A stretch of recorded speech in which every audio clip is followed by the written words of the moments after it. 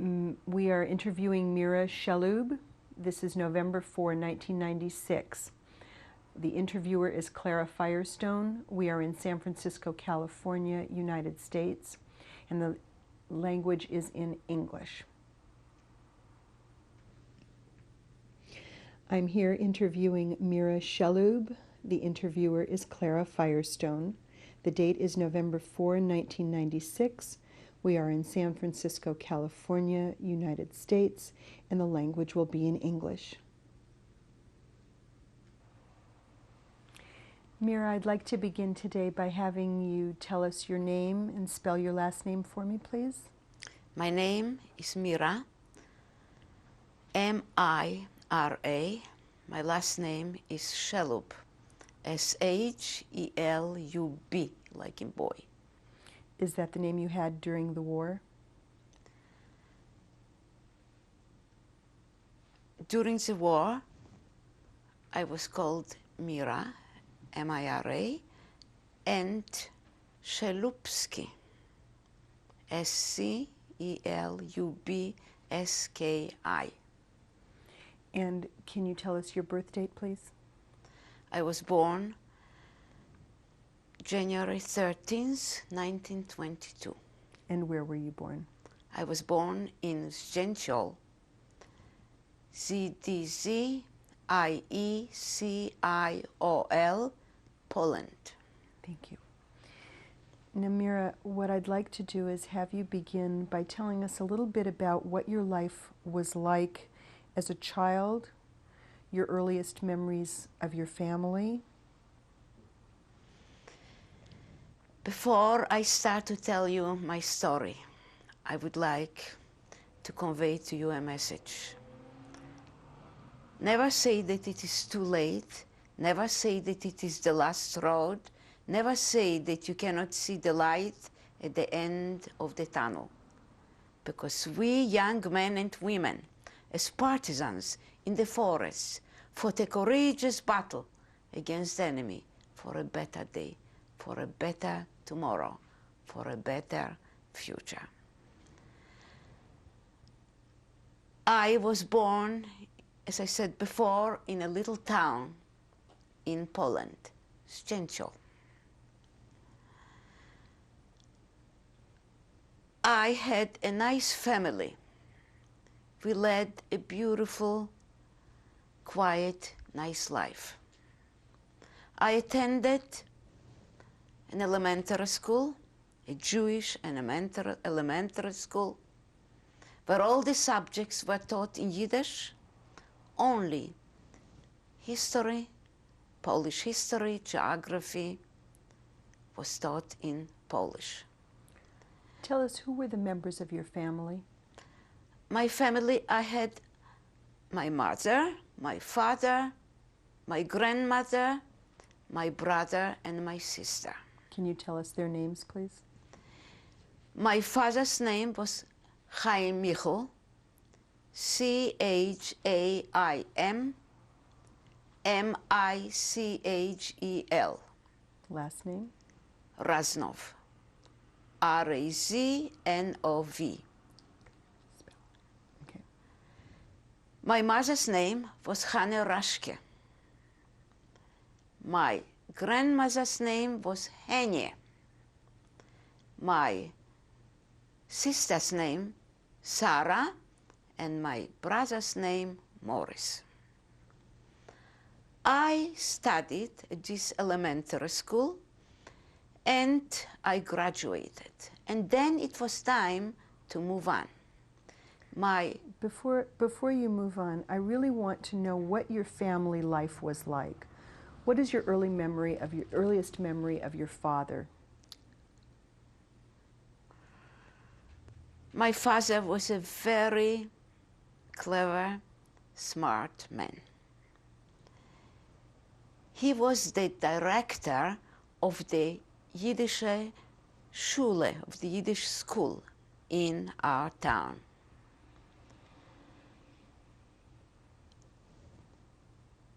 We had a very nice family life.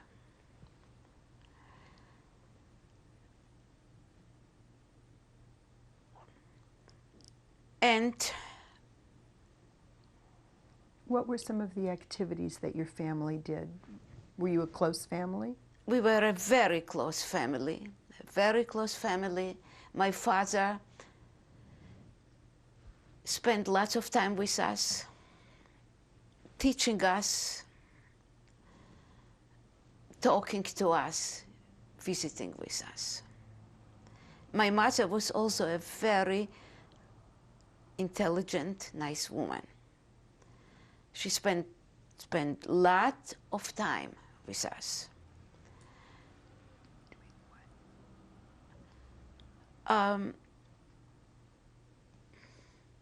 Helping us to read books, to enjoy the books, to analyze the books, helping us certain activities in our little town, like giving us dancing lessons, taking us to different places. It was a nice family life together. Did you have a lot of activities with your brother and sister? Yes, we did have lots of activities. We spent lots of time at our Yiddish school in Szczęcioł, where we participated in different shows, in performances, and so on and so forth. What were your friends like? I had good friends. We did a lot of things together. We were skiing, skating, belonging to a chorus, walking around, really enjoyed. But after I graduated from my Yiddish elementary school, it was time to move on. And my aim was to attend a gymnasium. We did not have a gymnasium in our town. A gymnasium means high school, equivalent to high school plus junior college. But there was a beautiful gymnasium in Vilno. I could not afford to go to Vilno.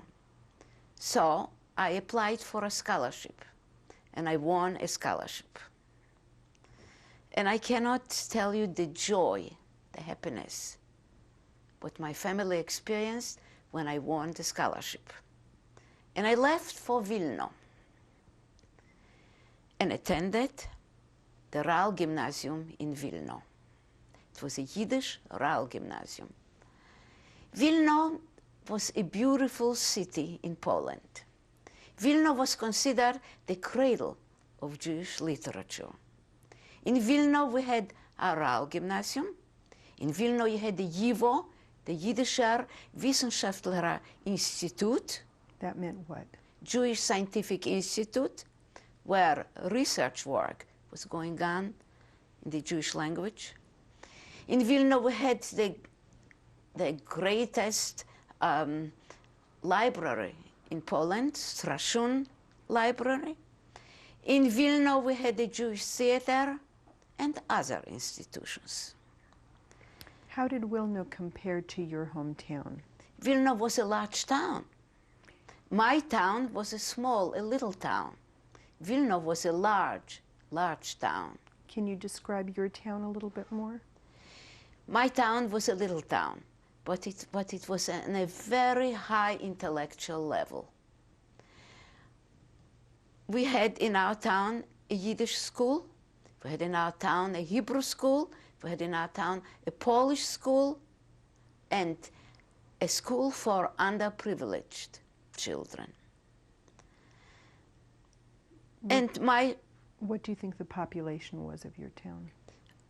The population was 4,000. 4,000 Jews lived in Szczęcioł. 4,000 Jews. Yeah. And the total population? The total population was about 5,000 over, something like that. So it was primarily Jewish? Primarily Jewish. Did you experience any anti-Semitism while you were in Shenshel? Not exactly, because we were mainly concentrated in the center of town, and we were involved in the Jewish life and did not, and weren't very much involved with the Gentile around us. So we did not experience that much anti-Semitism. Before we go back to Wilno, I'd like you to tell me a little bit more about your family, what your father did, his business. My father had a store where he was selling, like, for instance, sweaters and galanteria sweaters, stockings, socks, shirts, things like that. And besides, he was also an insurance broker. He insured people for fire, life insurance, and so on. He owned the insurance company? Yeah. But my father was, I would say, was a scholar. He knew Hebrew real well, he knew Yiddish, he knew Polish, and he was a very intelligent man. Did your mother or the children help in the business at all? My mother helped my father in the business, and my mother brought us up at home. She did things for us. Describe a little more the Jewish life, the Jewish community life in your town. I would say the Jewish life in our town was on a very high intellectual level.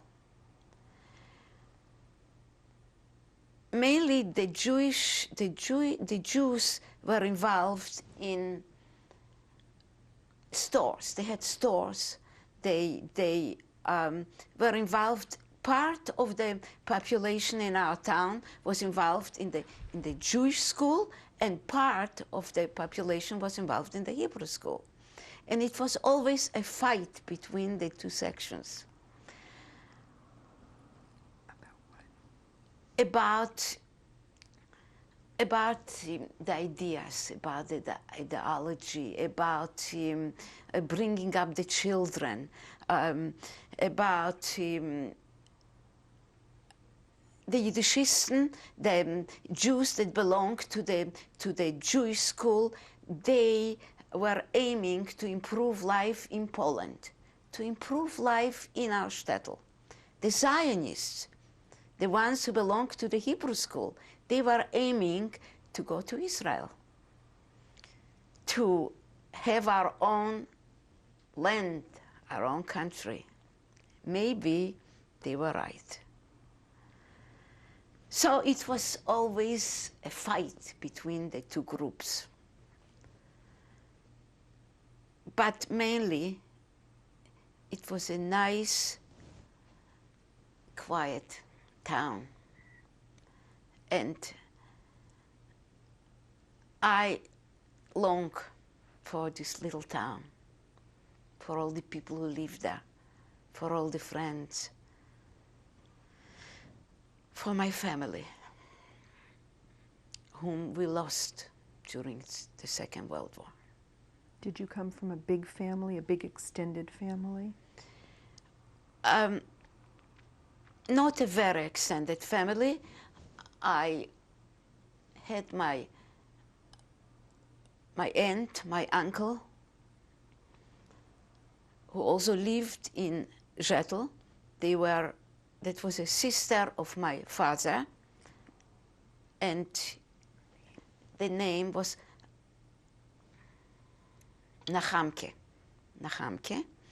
And with her husband, Yershel, and the three children, three sons.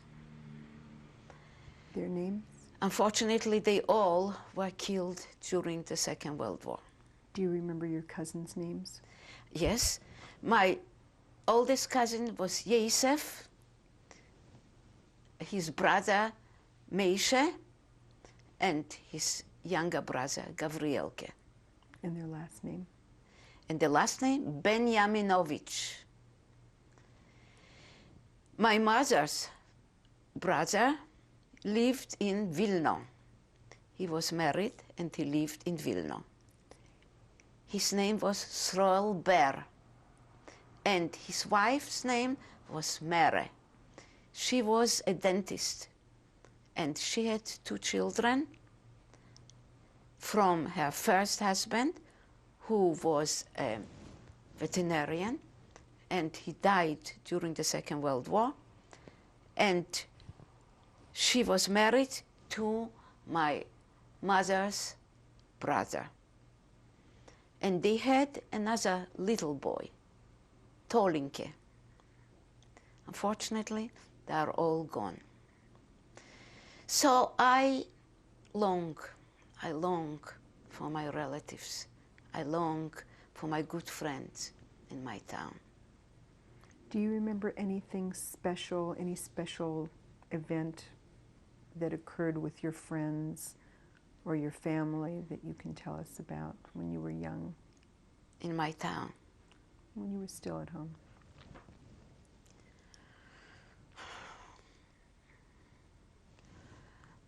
What stands out? My in your mind? aunt, I always wanted to ride a bicycle, but I did not have a bicycle.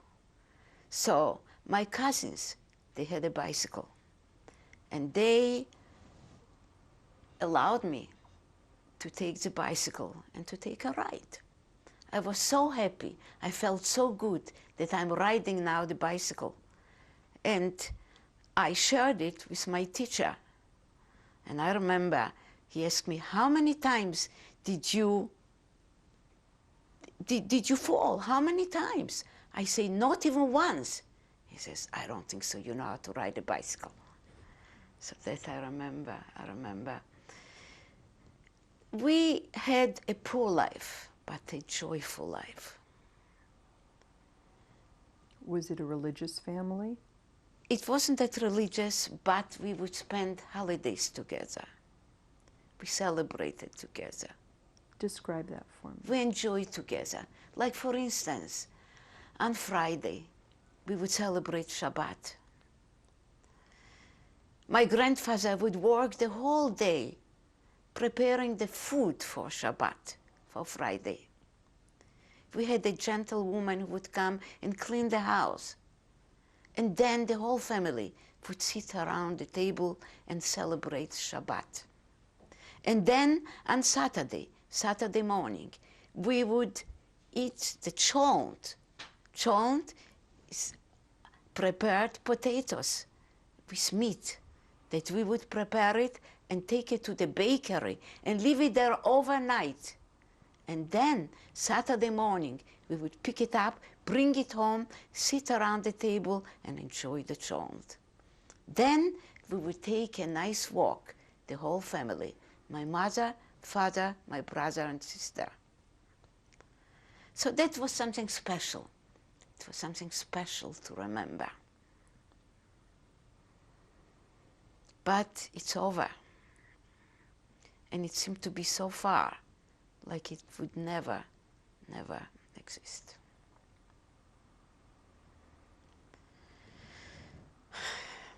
I went back to Shetl after the war, and I did not expect to find much, but I found much less than I expected. Shetl looked like a little village. I want to keep you from telling us that now. We'll Okay. come to it as we go. Is there anything else you remember as a child before you went to Wilno? Yes, I remember that I liked to skate. So we had a river in our town, and wintertime, it was frozen. So I went skating on the river, and the ice broke, and I fell into the water. And one boy was going to rescue me, so he walked on the ice, and he also fell in. Then they took us out, and I remember they took us to a neighborhood house, and they gave us some vodka to drink, so nothing will happen to us, because everything was frozen. Everything what we had done was frozen, and nothing happened to us. But it was quite an experience. How old were you? I was at that time, I think about 12, 13 years old, and I came to school and I told the story to my teacher.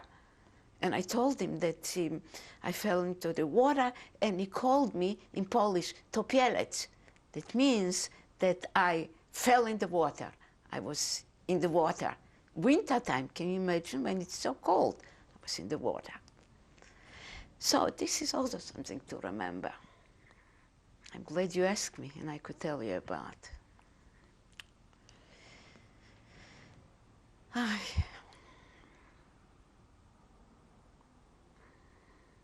You don't remember that it ever existed. That was so long, long, long time ago.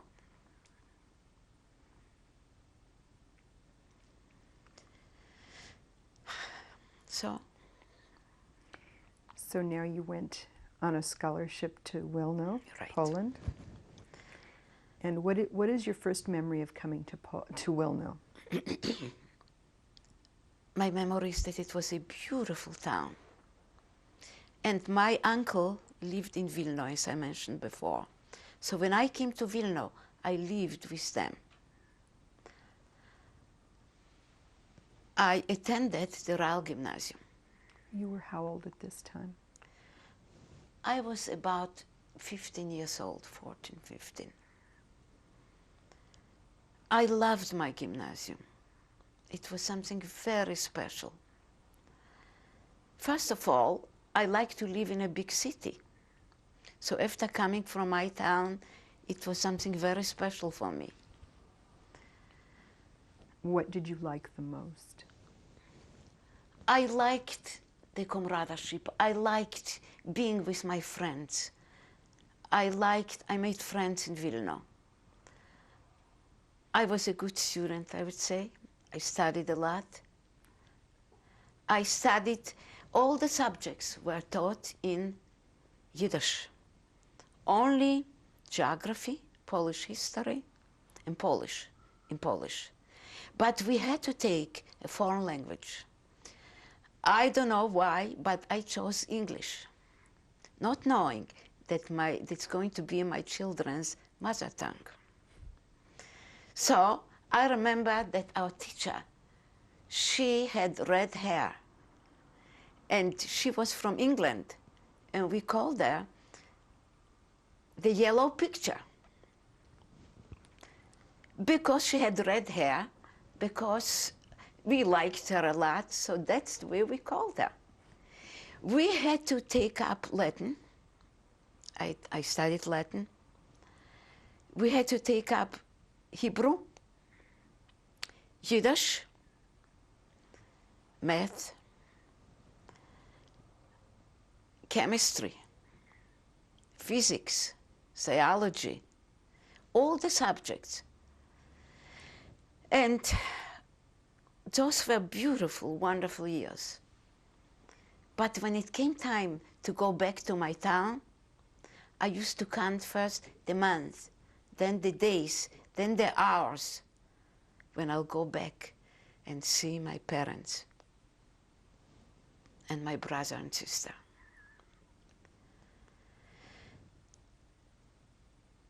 Those were beautiful years in Vilno, but they did not last long. How long were you there? I was there for almost 4 years. And then the war interrupted us. And I went back to Rzeszów, and that was during the summer. Oh. I could not return anymore because Vilno was given away to the Lithuanians, and it became the capital of Lithuania.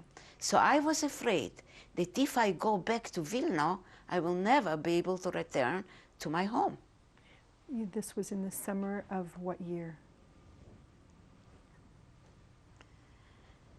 That was the summer of,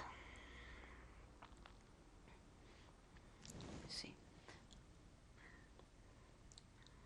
I don't remember. I think that was the summer of 41, if I'm not mistaken. Okay. 41. Describe a little bit more what the life in Vilna was like, in general. In Vilna, we had a beautiful life there. First of all, we would go every month to the Jewish theater, see all kind of plays, all kind of performances. I spent a lot of time at the library, Strashun Bibliothek, where I was reading Jewish books, studying. It was nice and quiet. It felt good. I visited the YIVO, the Jewish Scientific Institute, where they showed us around, where we were doing some research, preparing some papers. They recommended to us which books we can use.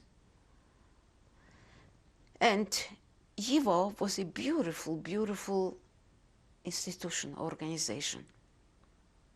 And they were situated. I remember the street on Vivulska, ulica Vivulska in Vilna. And it felt good to be there and to visit with different people. I had friends. We would go out to dances. We had a special cafeteria in Vilna, I remember, where we used to meet.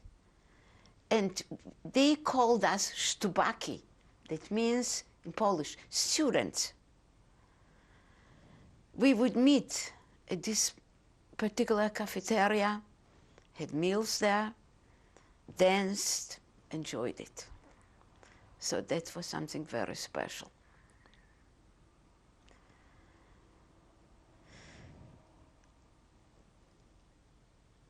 In Vilna, there was a beautiful main street, Mickiewicza, with all kind of stores, all kind of beautiful offices. We would go and visit and walk around and enjoy and laugh, and it was something very special.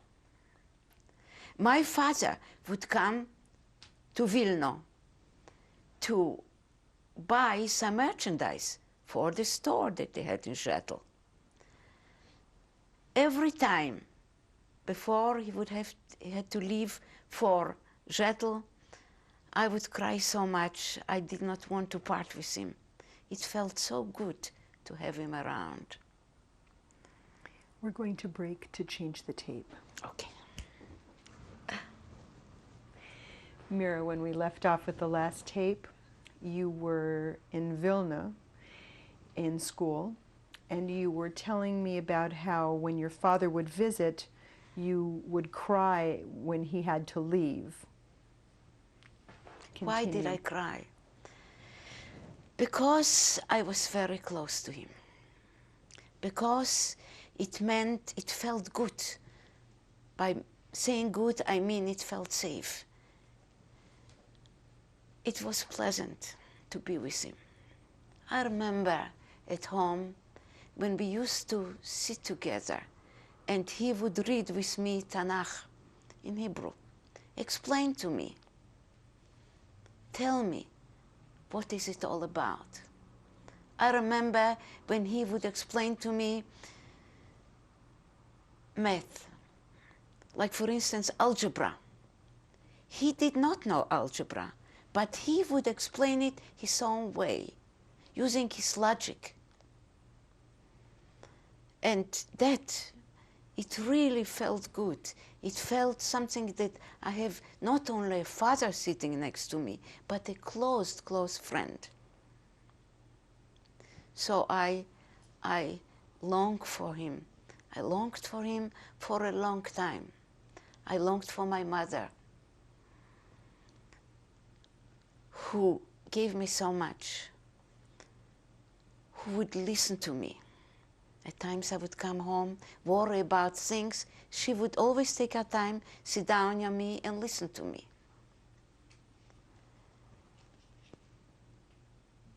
And I miss them so much. I miss them because I knew that they'll never be with me again. When you went back from Vilna to your hometown, do you remember the first memory of the change in the political climate? I always longed to go back to my town. And the time when I would go back was during vacation time, summertime. But Vilna, when we compare Vilna to my own town, to Žetl, it was such a huge, it seemed to be so big. And when I came back to Žetl, everything looked so small. The houses, the homes were small, no transportation exactly, because we had near Vilna a little town, Novojelnya, Novoelnia.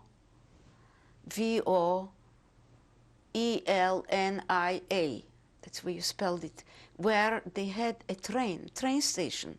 So I would go from Žetl to Novojelnya by bus, or summertime, wintertime, by sleigh, and then catch the train in Novojelnya and go by train to Vilna.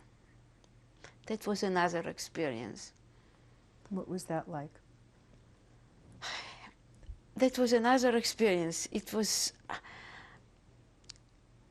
I would go out into the world to go to Vilna. Vilna was something. Go by train. It would take me half a day to go by train from Žetl to Vilna. And there I would come, and as I said before, stay with my uncle. But later on, I got my own little room. And I moved, but I was very close to my uncle. He would come and see me almost every day, because where I used to live was very close, near his house.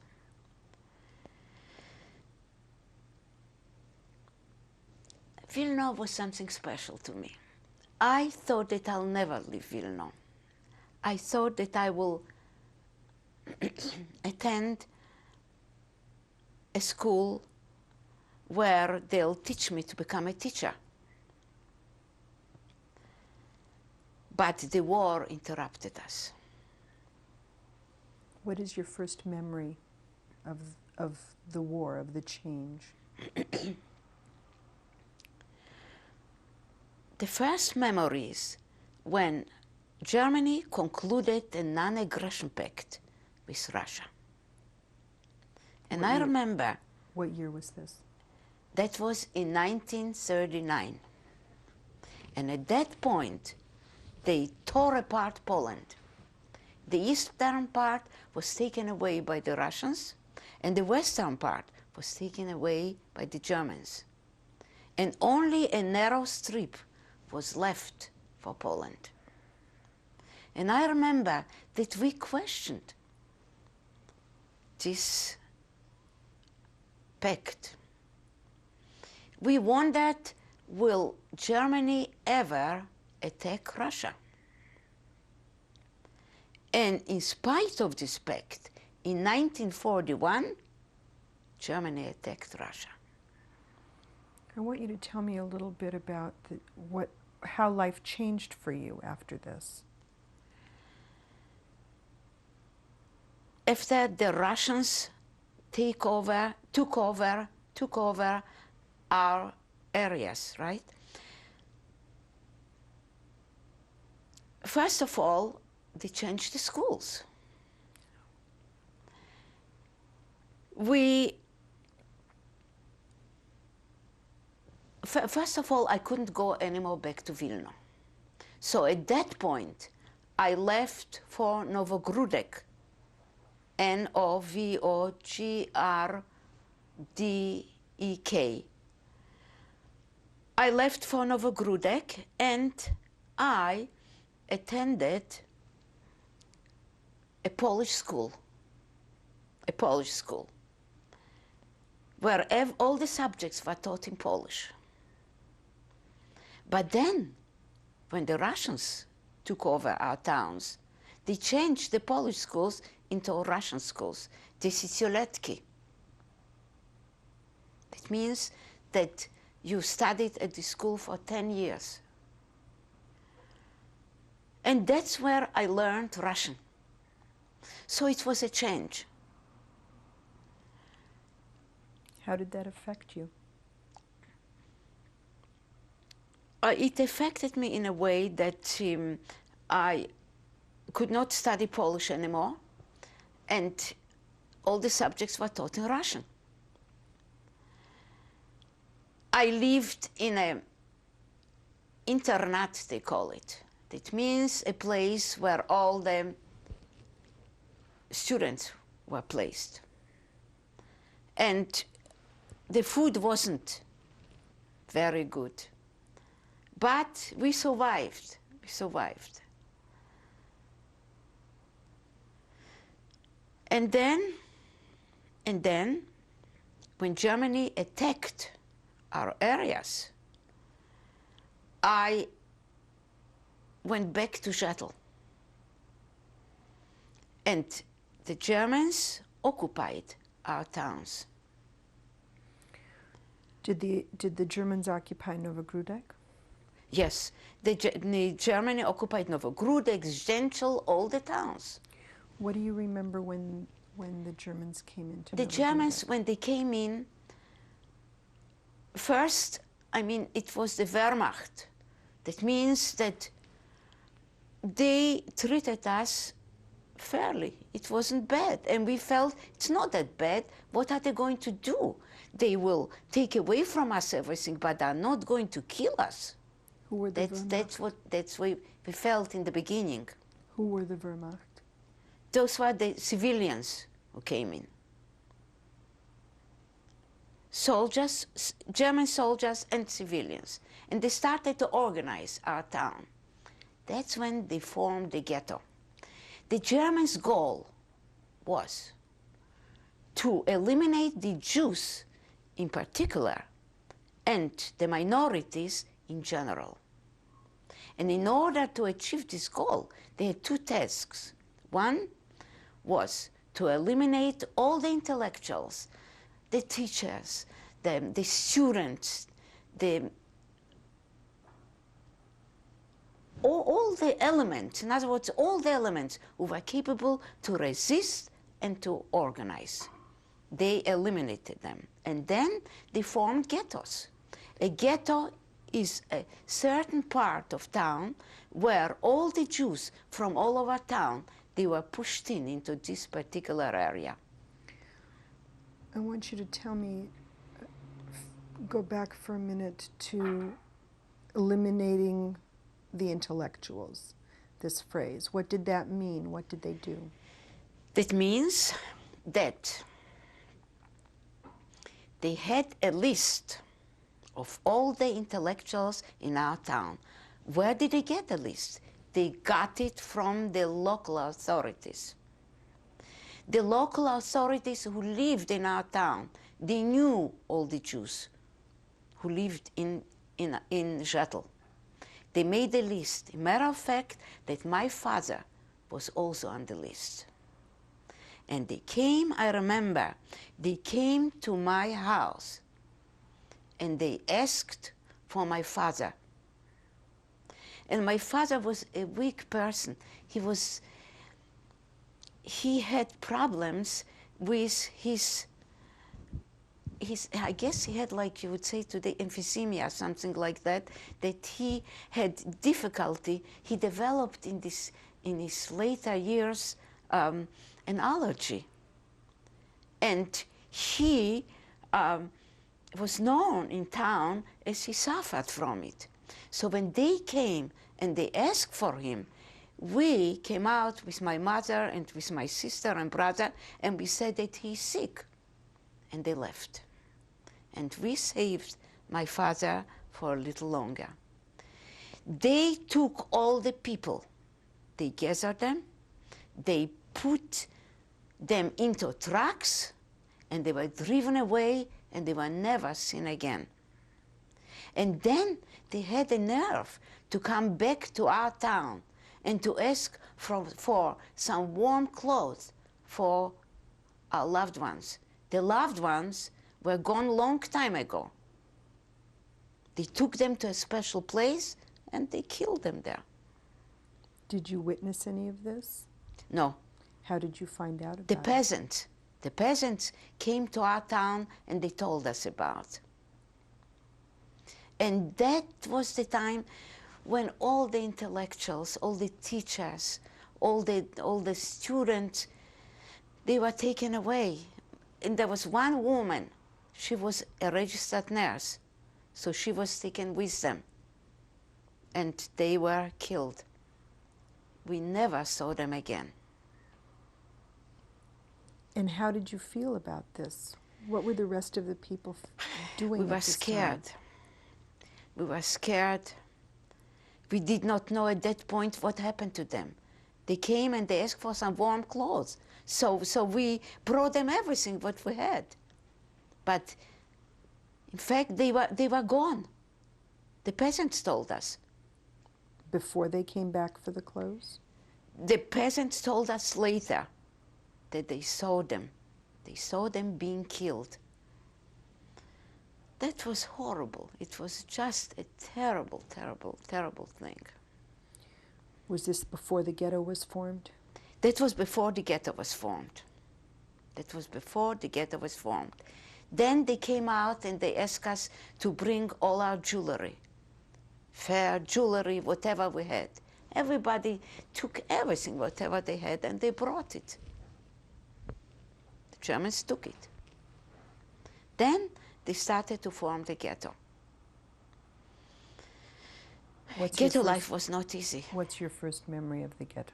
It was difficult. They would send us out early in the morning to do different jobs, to take us, first of all, we would work in the ghetto, at different areas, at different places, for the Germans. Describe first the ghetto.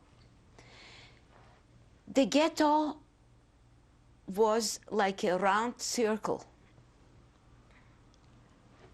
A round circle. And here I'll inject a personal experience. We were a family of 6 people, and we lived in 4 rooms. And another 4 families were pushed into our living quarters. About 30, 35 people, lived in our place.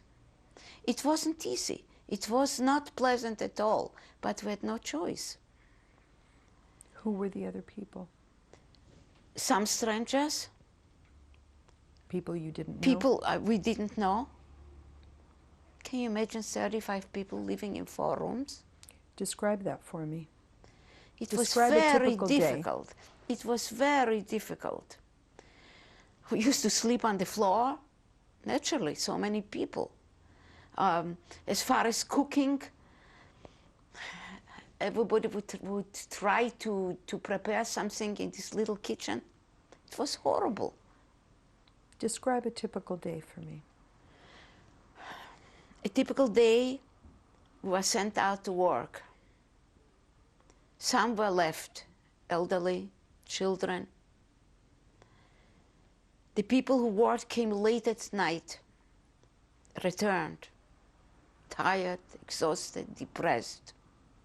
We always had a few people always sitting and watching through the window to see what is happening if we are not surrounded.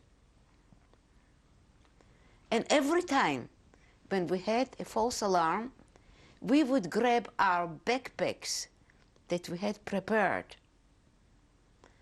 But when it really happened, we left everything behind and we ran to our hiding places. When we were in the ghetto, rumors started to spread around about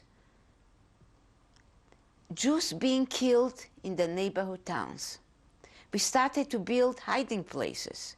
In our house, we had 2 hiding places. One was a big place where we stored away food and medications. And another place was a little place that was a double wall in a chicken house. I remember when it happened in our town, when they surrounded us, we ran with my sister to the hiding place. We came to the large hiding place, and there were so many people, children crying. We decided we'll take a risk and we'll go to the small hiding place, the double wall. We were hiding in this place for 2 nights. And I remember that when we were in the hiding place, the Germans, they were chasing a chicken. Can you imagine how we felt? Oh, when we were hearing them running around and looking for the chicken. And finally they caught the chicken and they left. Our relief. We were in this hiding place with another 3 men, but we never saw them because it was dark in the hiding place. And when we came out from the hiding place, it was also dark because we had to leave the ghetto at night so nobody will see us and nobody will hear us. But I remember that I was so clumsy that I stepped on every wire and it made so much noise, but we made it. We made it. We left the ghetto and escaped to the forest. First, we escaped to the labor camp, what I mentioned, Dvorec, D-W-O-R-E-Z. And then from this labor camp, we left for the forest. Before we go outside the ghetto, I want to go back a little bit. The day that they formed the ghetto, you described for me before how they actually formed it. And tell me what you remember of the day that they created the ghetto. You see, when they formed the ghetto, our house where we lived was part of the ghetto. So we did not have to move. So I don't know exactly how it happened, the way people moved to the ghetto, because I was in the ghetto. But I know one thing, when they came to the ghetto, they did not take anything with them. When they moved into our quarters, living quarters, they just, I guess, they had the valuable things, whatever they had. But otherwise, they could not take anything with them. Was the ghetto closed off? The ghetto was closed off. There was a fence all around. You could not get in, you couldn't get out. Only the people who were going to work in the morning, they would get out. The people who worked out on the outside of the ghetto. But the people who worked in the ghetto, they never saw the outside. How would they decide who stayed where? We had a Judenrat. That means people were chosen to lead us. The Germans demanded to give them a list of people. And the Judenrat had to form the list. It was very hard on them, because sometimes they would ask for a list for the people to be killed, to be taken away and never return. And the Judenrat had to make this list. So it was very hard of them, for them. How did they pick the Jewish leaders? How did we pick the Jewish leaders? They were appointed. They were appointed by the people who lived in the ghetto. And they were the leaders. They were the leaders. Everybody had to work. If you worked, you had a shine, they call it. That means you had a document. And that helped you in a way to survive. Not always, not always, not always, but you had a better chance. Let's put it this way. You had a better chance to survive. Because? Because you worked somewhere. Especially people in our town who specialized in certain occupations. Like for instance, my uncle, he was a tailor, but he was a good tailor. A good tailor. So he had a shine for him and for his whole family. So and they had the shop, the workshop, out of the ghetto, outside of the ghetto. So when it happened, when they had the action, when they surrounded our ghetto, and when they liquidated the ghetto, he took his whole family to the shop and he was hiding there. Unfortunately, it didn't work out because the Germans found the shop and they killed everybody there.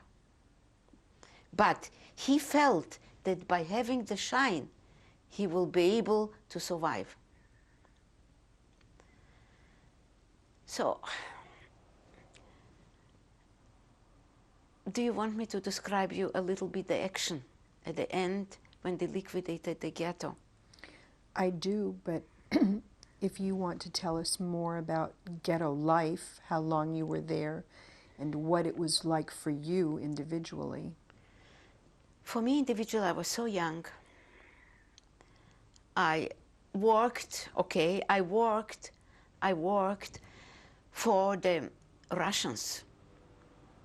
I worked for the Russians. So I was afraid in a way to find work in the ghetto when the Germans, because I was afraid that somebody will tell them that I was working for the Soviets, for the Russians. What were you doing? I was working in the Oblfo. That means financial department. As office worker. Not much, because I was young and I didn't know it that well, but I was working, employed. That's why, maybe that was just my imagination. Maybe it wouldn't even happen, anything, but I wasn't exactly anxious to find a job. But people who were in the ghetto, they found little jobs. They found little jobs like in the office where the leaders used to work, like to work for the Germans, to clean, to wash. Like people who had their occupations. I was a student, so I did not have my occupation, but people who had their occupations. Like, for instance, a carpenter who could produce, who could work for the Germans, who could make boots for them, shoes. They felt they had a better chance to survive. And they did have a better chance to survive. During the first actions, they took all the elderly people. They took the young ones. I remember they took away from us my grandma. And she did not know German. But she was begging him. She says, "Ich bin ein Bobe. I am a grandmother." But they just took her. Were you there when they took her? Yes. Describe it. I was there with my mother and father and my grandmother. They tore away my grandmother from us. And she begged and we begged. But they took her and we were left. My mother, father, my brother and sister. That was the first action. The first action. And then we went back to our quarters. Where were you when they took her? They asked us to gather at a certain place in our town. And they told us that they are going to check our documents. But instead, they took the elderly, they took the young children, they took them away. And we were left, and we went back to our quarters. What did they tell you when they took your grandmother? They didn't tell us anything. They just tore her away from us and took her away. And that was the last time when I saw my grandmother. They took her on a They truck, they took all the people, they took them to a certain place at the cemetery, far away from our town. And they killed them there. They had prepared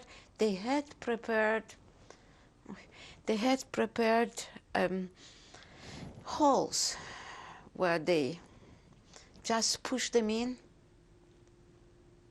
shot them. We're going to break again to change the tape. Oh, I didn't talk. Again, I didn't talk about it. I know. Let me explain. Let me ask you a question. Would you like something to eat? No. No. Because I have bagels, really. I know. We're going. As soon as we're done, we're going to break. We're going to have lunch and relax. Okay. Mira, when we left off at the last tape, you had just told us a story about the day that the Germans came to take away your grandmother. They had called everybody to a place in town to report. You want to pick up with that story again? They called everybody to a place in town, and they told us they're going to check our documents. But it was not true. We gathered. They took the elderly, they took the young ones. They took them away. Later on, we found out that they were taken to a cemetery out of our town, and they were killed there. How did you find this out? The peasants came and told us about. We were left at that point with my mother, father, brother, and sister. Let me just ask you one question. If the ghetto was closed and no one could go in or out except to work when they let you go to work, how did the peasants bring you this story? Peasants would always somehow manage to come in dressed in different clothes, coming into the ghetto and telling us what's happening. We always had a contact, a little bit, with the outside world, with the peasants. They would come into the ghetto. These were non-Jewish. Non-Jewish, that's right. Friendly peasants. Friendly peasants. They would bring us in something. They would risk their lives in a way, but they would come in. So they told us about. What was the purpose of their coming there? Sometimes they would smuggle in, like food, information to tell us what's going on. They would come in, so they would come in at that point. Not very often, but they would. So they came into the center of town, you're gathered there, and they took the elderly? And they took the elderly, they took the young children, and we never saw them again. They were gone. How did that affect your family?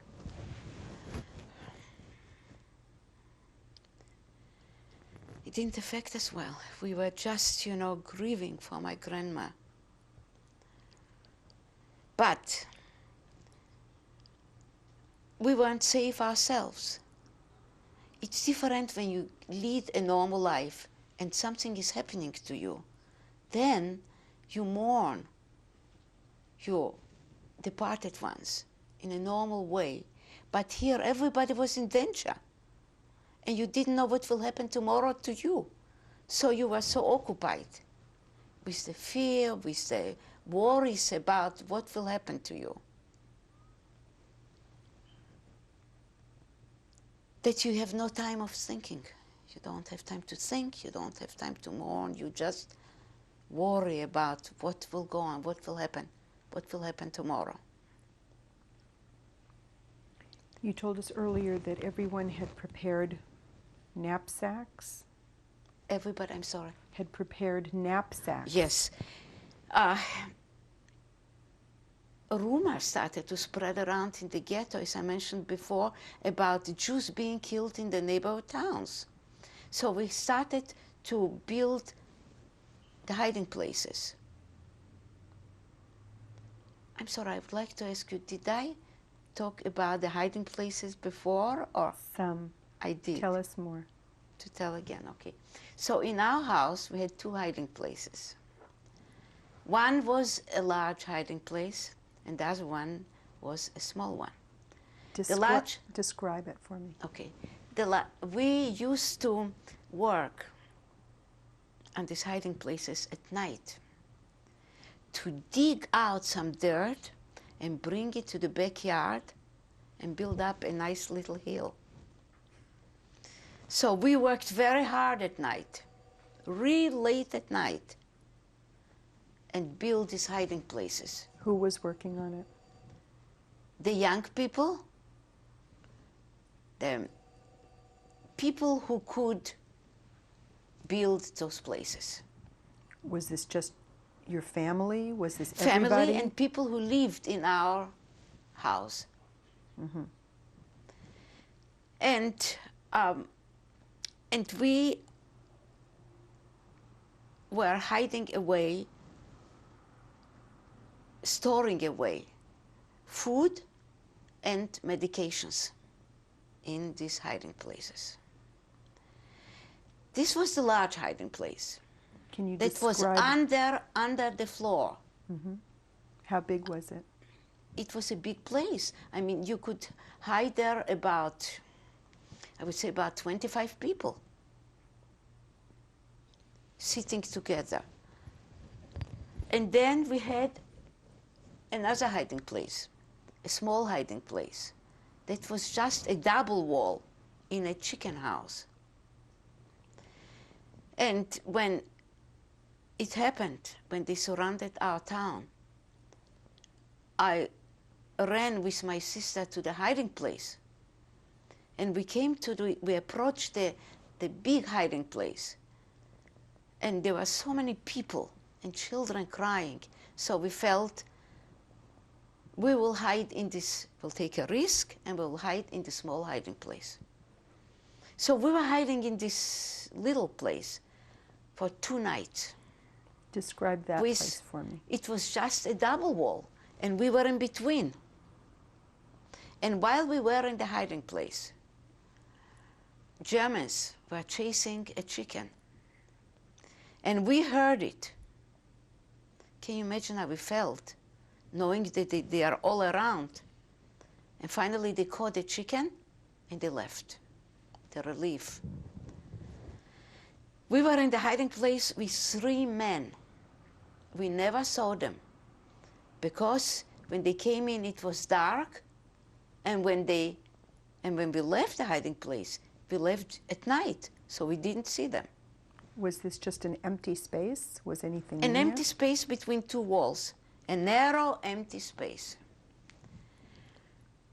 And then, when we escaped from the hiding place, we had to do it at night, so nobody will see us, nobody will hear us. But I was so clumsy that I stepped on every wire. It made so much noise, but somehow I managed. I escaped. We escaped, and we were trying to get into the forest. When we were hiding in this small place, my parents and my brother were hiding in the large place, the large hiding place. When we were escaping to the labor camp, the ghetto, Dvorets, police caught us. And we were with my sister, pretty girls, did not carry anything with us. They told us, you can go to Dvorets. Dvorets does still exist.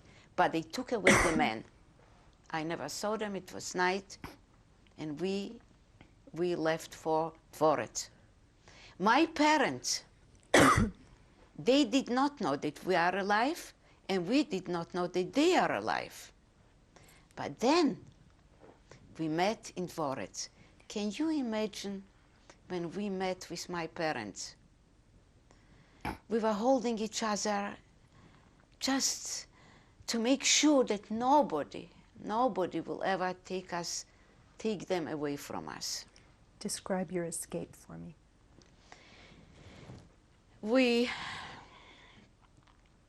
When we were in the little hiding place, we heard some noises outside. We thought that they caught the large hiding place. And we were crying and thinking that we lost our parents. Another thing, when we were in the small hiding place, my father came to this hiding place and he called us, me and my sister. And they told us that Germans, they trick the people who are in these places, and they come and they call for the people who are hiding in these places. Not to answer, never to answer. We did not answer, and that was my father. And he left and he felt that we are gone, and we saw that they are gone. And then we met in Dvorets. How did you get to Dvorets? The police called us, caught us on the way. They took away the men, and they gave us directions how to get to the ghetto in Dvorets. And that's the way. It wasn't far. We weren't far from it. Maybe about 3 kilometers, that means about 5 miles, something like that. And which police caught you? The Polish police. Can you imagine? And they, instead of taking us to police, instead of killing us, they showed us where to go. And we left, and we came to Dvorets. You were traveling with your sister and? Just with my sister. Just with my sister. Not traveling, walking. Walking. And you said they took the men away. Which men? The men who were with us in the hiding place. Mm-hmm. We never saw them. I don't even know how they looked. Because when we came in, it was dark, as I said. And when we left the hiding place, it was also during the night. So I don't even remember. I don't even know how they looked. The Polish police caught you at the They hiding caught place? us on the, no, they caught us on the way from Žetl to Dvorets, towards Dvorets. So you were going with your sister and the man? And the man.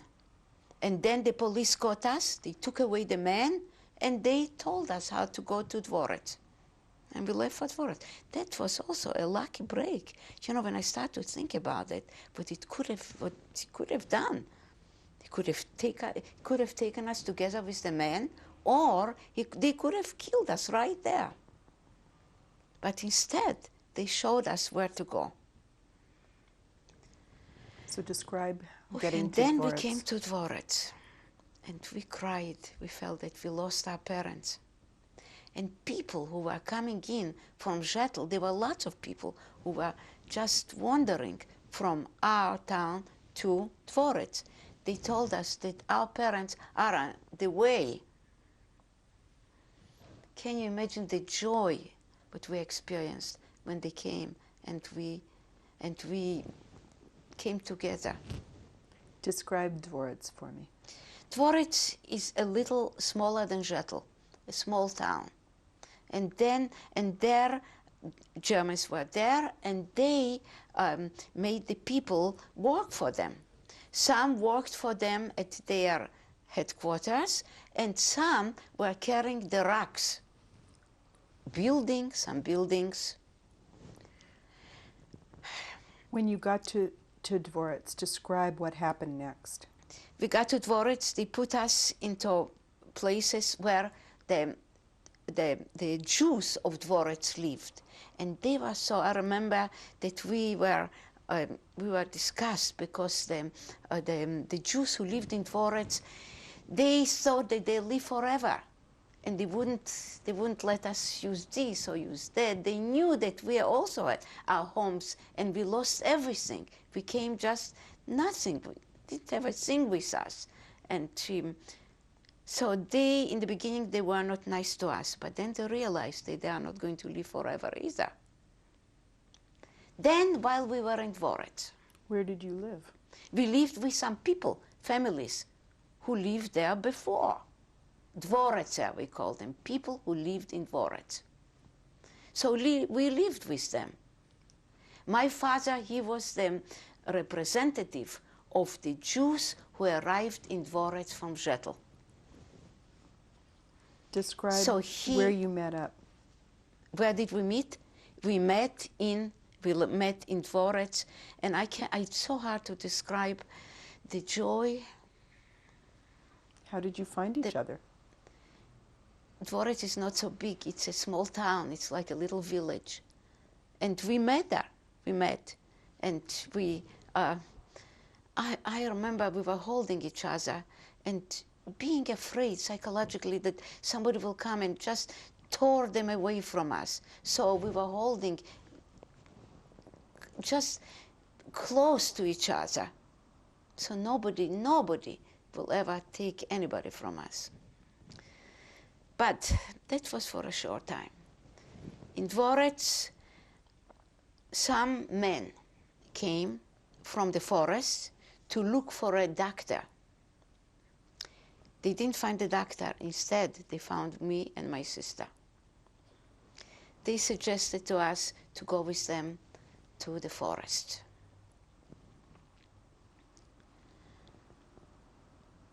My father was not against it. He felt that one day they will surround the whole thing, Dvorets, and they'll kill them all. Everybody will be killed there. So he felt that we should go with the men. And we left with the idea that we will return and we will bring our parents to the forest. Because logically we felt that if we stay, we'll all be killed. But if we leave, it's a good possibility that we will go back and bring them to the forest. Who were the men? Who were these men? These were two partisans who came to Dvorets to look for some medical doctors. They didn't find the doctors. They found us. So we went back. We went at that point, we escaped to the forest. And then they went back, the men, and they brought my parents and my brother to the forest, to a family group. And that is the way we escaped to the forest. How far was that from where I you were? remember when we came out from the ghetto from Dvorets.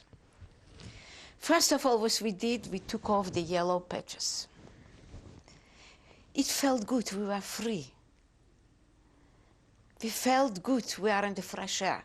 we can go, we can enjoy, we can enjoy the freedom in the forest. And we can take revenge for our loved ones.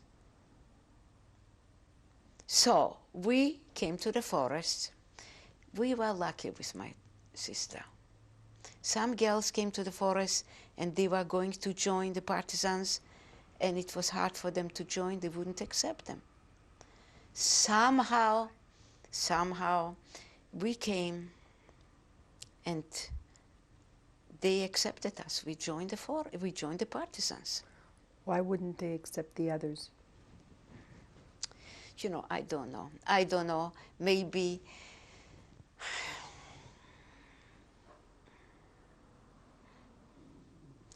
they did not wish to accept them. I don't know why. They didn't. They placed them in family groups, together with the elderly people, together with the young ones. Is that what But a family we- group? pardon? Is that what a family group consisted of? Yes, the family group consisted of elderly and young ones. And we help them, we supply them with food and with medications. The But first, somehow, the first day you got to the forest, tell me what happened. we got to the forest. We found the two men, they helped us. We got to the forest and they accepted us right away. And we belonged to the Partizanski Otrяд. That means to the partisan group. How many people were there? There were about, I think about 60 people in our group. Who were the people? Not mainly Jewish people. Not mainly. First of all, the leadership, there were Russians. Do you remember their names? I don't remember the names. But I remember that after a while, we started to experience anti-Semitism. To the point where a group was organized and they decided to leave the group. And that is the time when we left Ordzhonikidze for Nalibotsky Puszcze, what I told you before. Okay. We were in the forests, and those was the Ordzhonikidze group. In which forest? In Nalibotskie, no, in Lubchańskie Puszcze. Lubchańskaja Puszcza. Lubchańskie Puszcze. That means in the woods of Lubchańsker Wälder forest. Describe to me what it was like for you in the forest, what your living conditions were like in the forest. In the forest, during the summer, we lived under the trees. The sky, the trees, the pine needle ground was our summer home. The underground hut was our winter home. The underground? The underground we would build something like, it was like a hiding place in a way. And that's where we were living during the winter, or we would occupy peasants' homes and live in their homes. And where were the peasants? With the peasants. Those were friendly peasants who helped us. In the forest, let me tell you a little bit about the partisans. In the forest, Where did we live in the forest? Where did we get our food, our ammunition? And what was our goal? Okay. In the forest, as I said, during the summer, we lived under trees. In the forest. During the winter, we would occupy peasants' homes.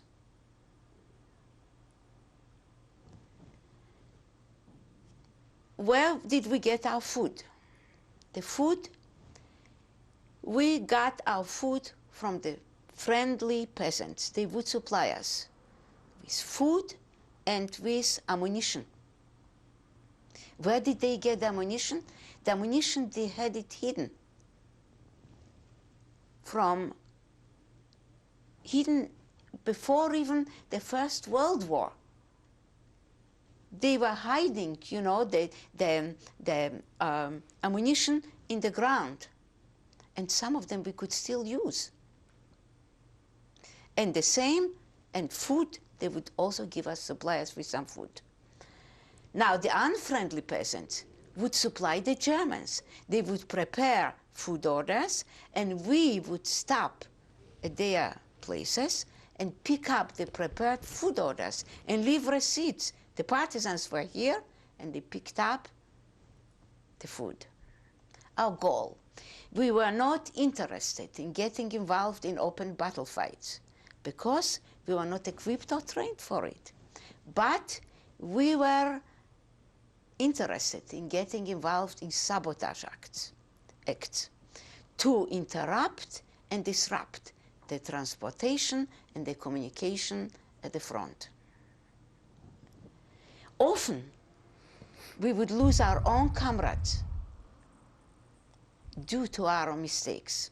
I remember once my husband left on a mission to blow up a train.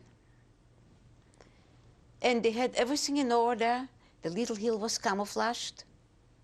And one of the partisans disliked the looks of the little hill, and he tried to smooth it down, and it blew up. And we lost 3 of our best comrades. I'll never forget when they brought the bodies back to our camp. That you never forget. You always think about it. You picture it in your mind. Describe it. Oh, they brought back. My husband was on the mission, and they came back to the camp with parts of the bodies. It was completely, you know, dismembered. They brought it to the camp, and it was a horrible, horrible tragedy, because we did it ourselves.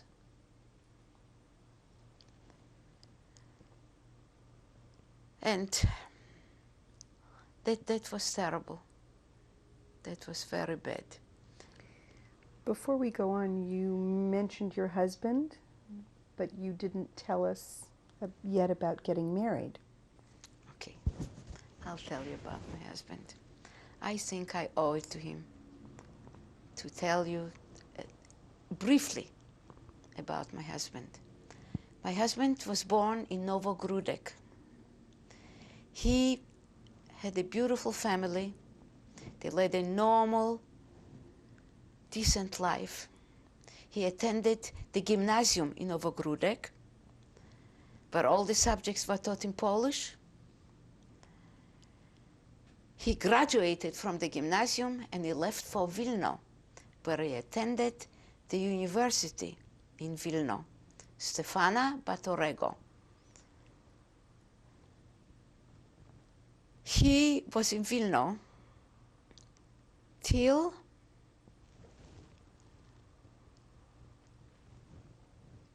the Germans, till the pact that was concluded between Russia and Germany. And then he, for the same reason that I didn't feel like going back to Vilno, he did not feel like going back to Vilno. So he was in the ghetto in Novogrudek. When the Germans started. Where were you at this time?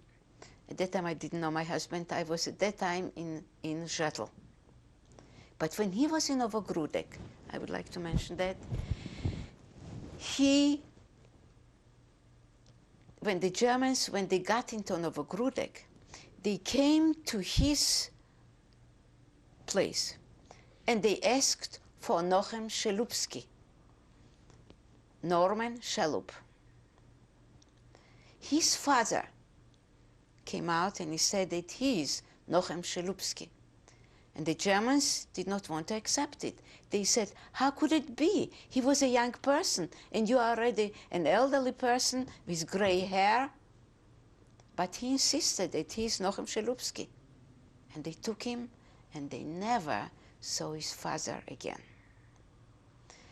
And my husband, the future husband, I didn't know him at that point, he walked around with guilty feelings, because he felt that he is the cause of his father's death. Did he tell you this? Yeah. He used to tell me that all the time. And he walked around with these guilt feelings. I did not experience the guilt feelings, but he experienced it. How did you finally meet? He had these feelings for what we are constantly reading in these different books about this survivor's guilt feeling. That's what he experienced.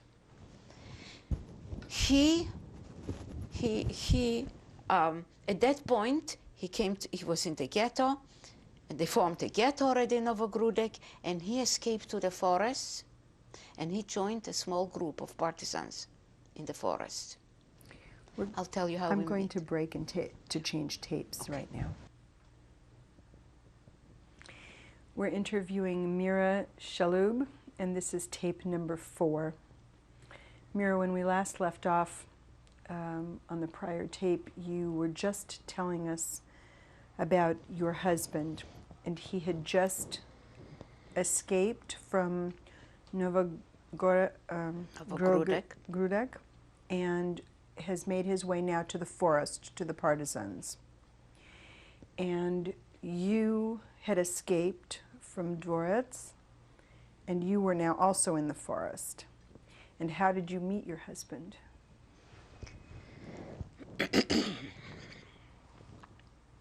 When I came to the forest, I joined the partisan group. And we were all suffering from a skin disease, which is, they call it in Polish zwierzba, in Yiddish kretz. I don't know how it's exactly in English, but it itches terribly. And we were applying some kind of medication, you know, to all the parts where we were hurting. And I had it, and my future husband had it. So we started to talk. And I told him that I studied in Novogrudek. And he says, I come from Novogrudek. And then I say, I was with somebody by the name of Sima Shelupski. He says, this was my brother. So that's how we got acquainted. We started to talk to each other, and I guess we liked each other right away. So but he was the leader, so he was going on these missions and coming back, and then we started to, in a way, to trust each other, and we promised each other that we will be devoted to each other forever and ever and ever. And since then, we were together. I liked him very much. He was kind, he was nice, he was very handsome. He was a good husband. While we were in the forest, we made contact with the Russian headquarters. and they supplied us with ammunition and with information about the front. Now, Poland has a continental climate. Summertime gets very hot and wintertime gets very cold. And when it's cold, it snows. And when you walk on snow, it leaves marks. So we used to walk in different directions to confuse the enemy, so the enemy would not know where we are situated. At times, we knew that the Germans are near us, and if we found out that it was a large group that we will not be able to fight against, so we would move from one place to another.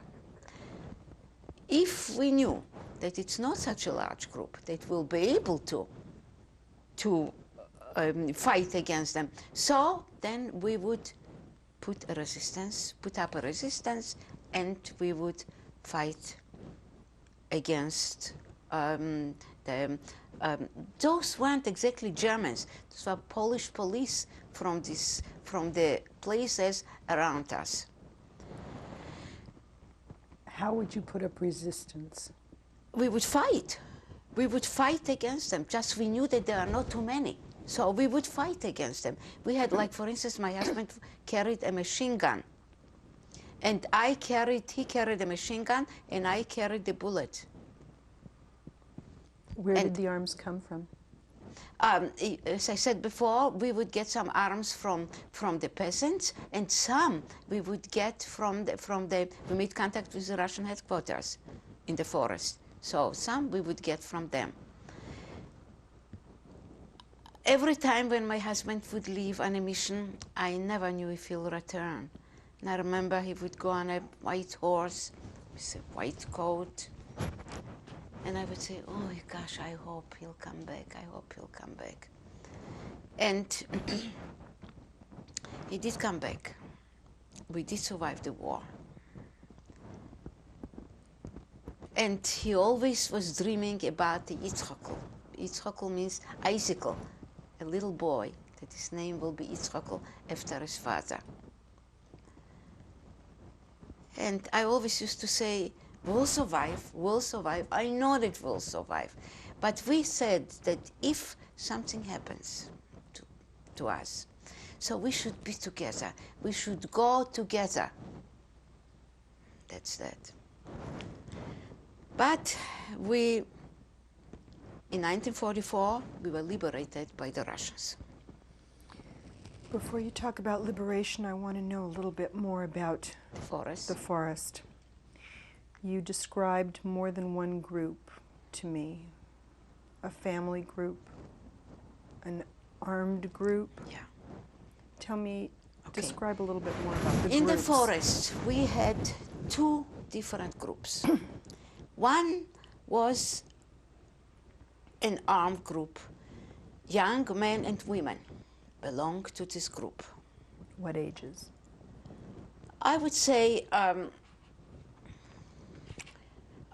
20, 25, close to 30, so on.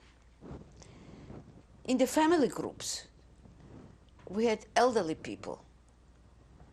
Not elderly, like, for instance, now it's not like, for instance, a 50, 60-year-olds, and young children.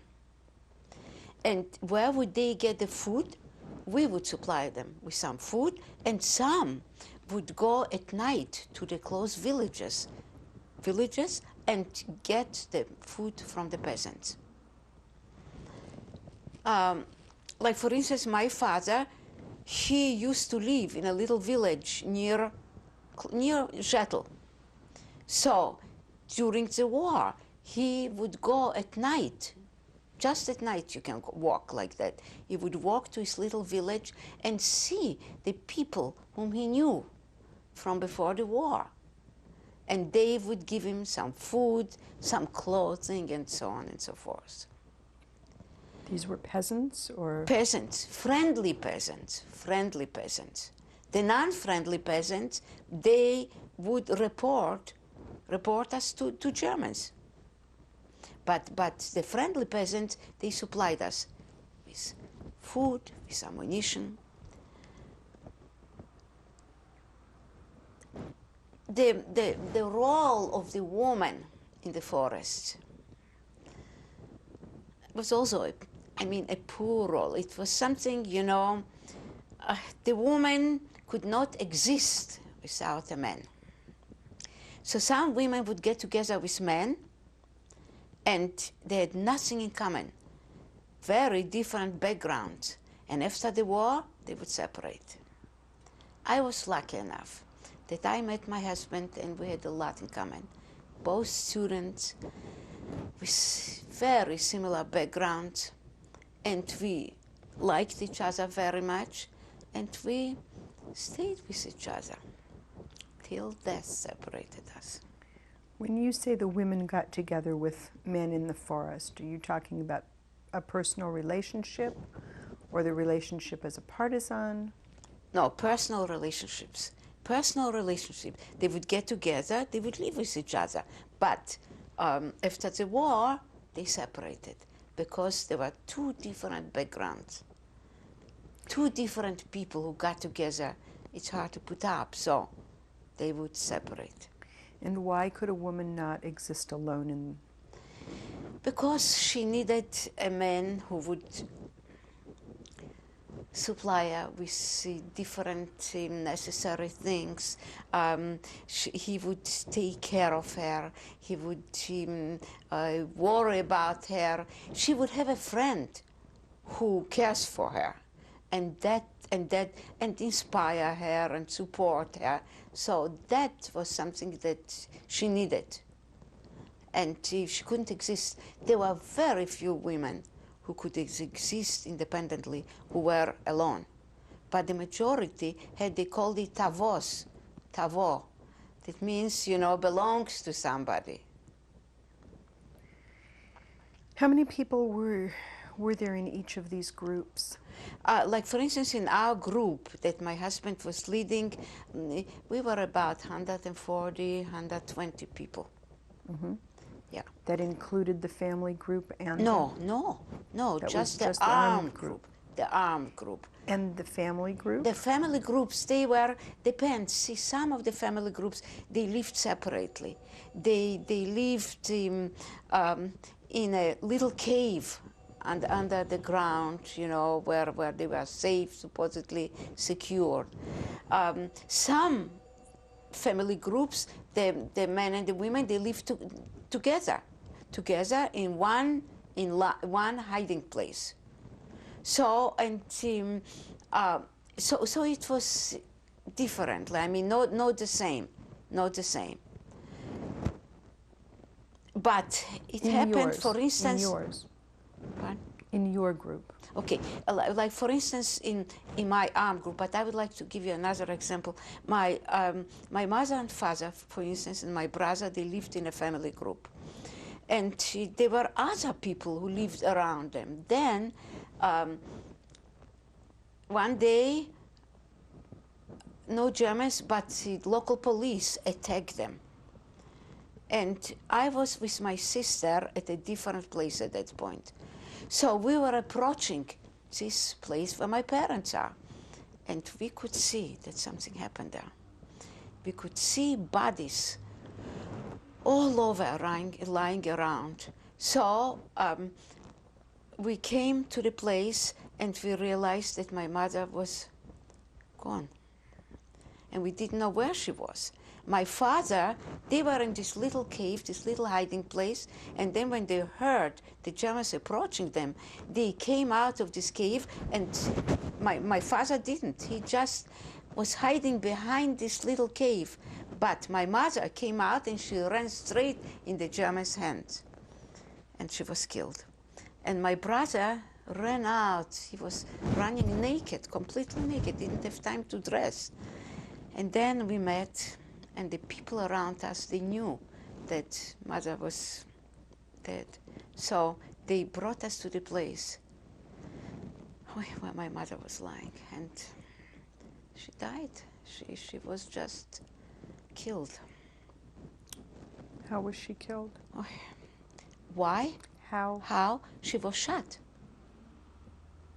She ran straight into their hands, not knowing where she's running. And how old was she? I think that she was, at that point, she was in the 50s. 50s, can you imagine? What was it like for you when you found her?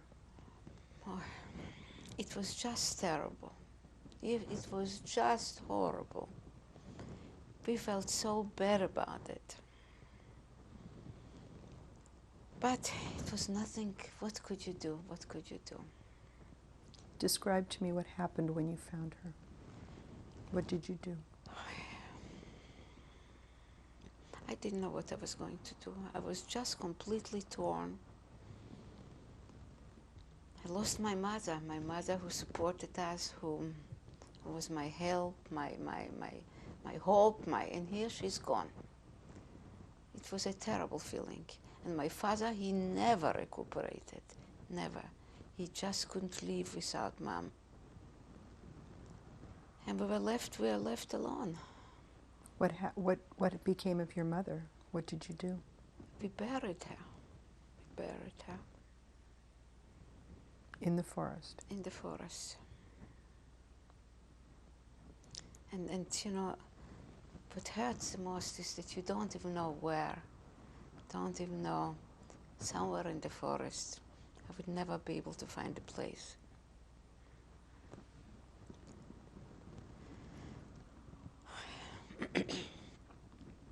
So, you know, the only thing that made us feel a little bit more at peace is that was, like I mentioned before, something abnormal. That we were not the only ones who lost loved ones. That we did not know what will happen to us tomorrow. And that was what kept us going, not knowing what will happen tomorrow.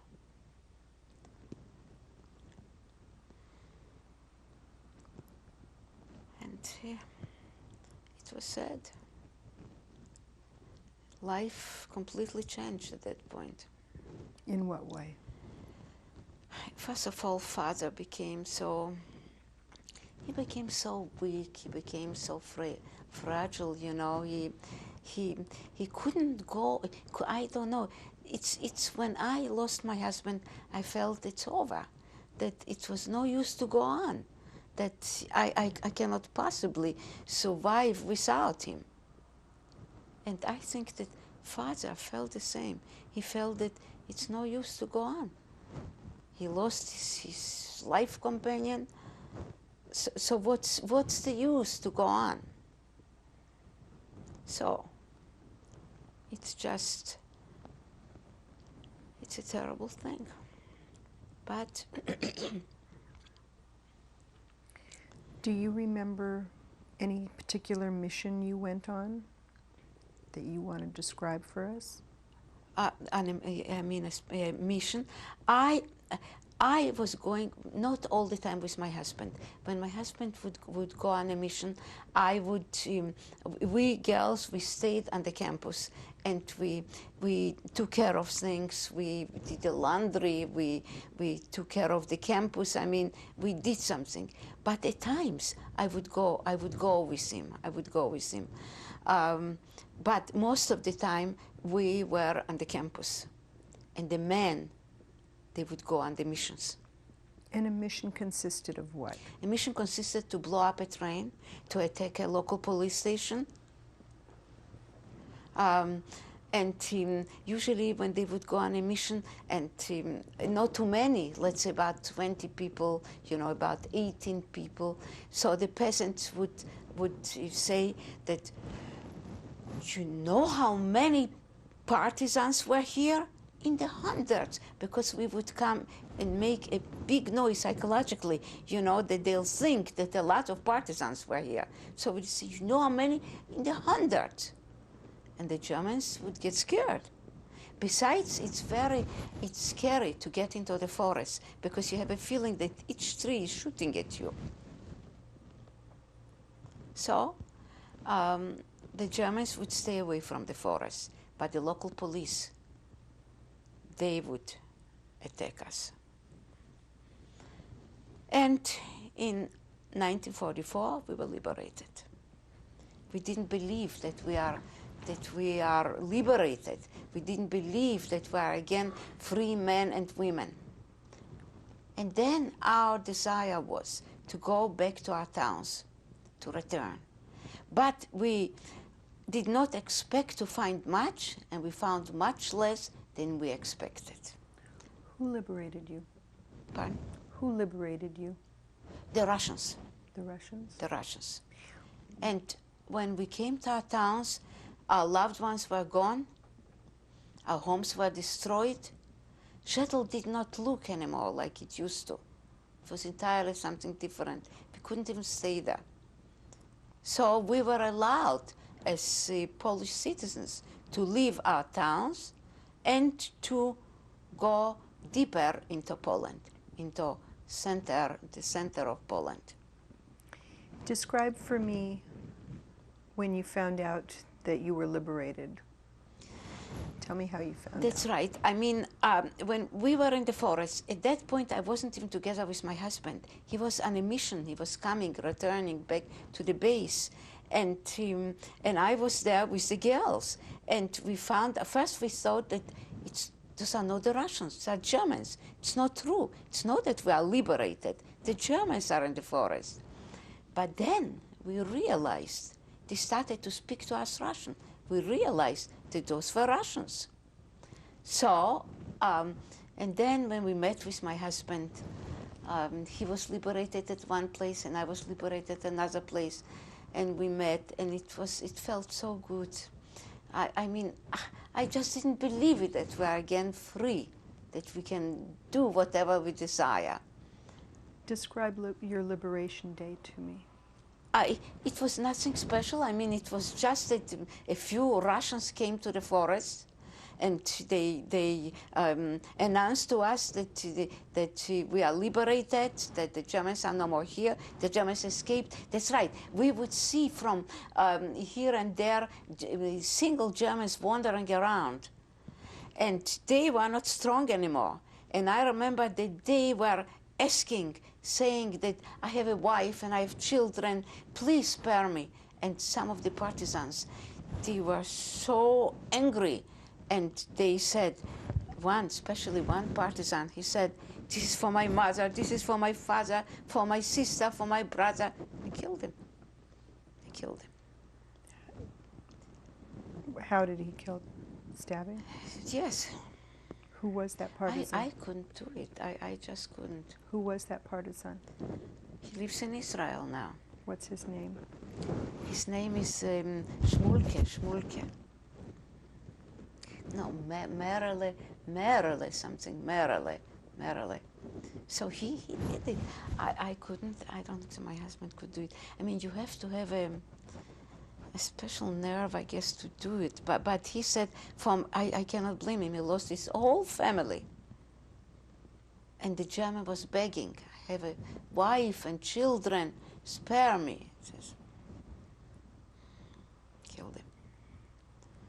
So they were wandering around in torn clothes. It was cold. So they put whatever they found, they put around them. And it was just...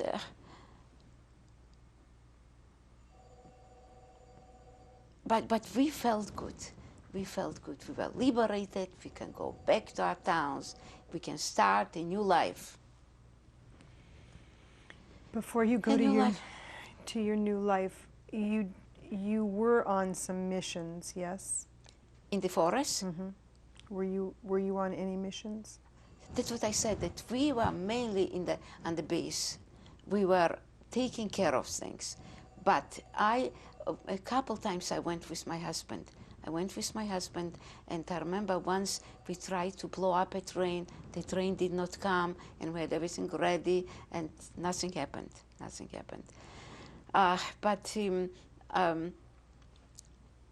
My husband went a couple times with some partisans to the ghetto to save some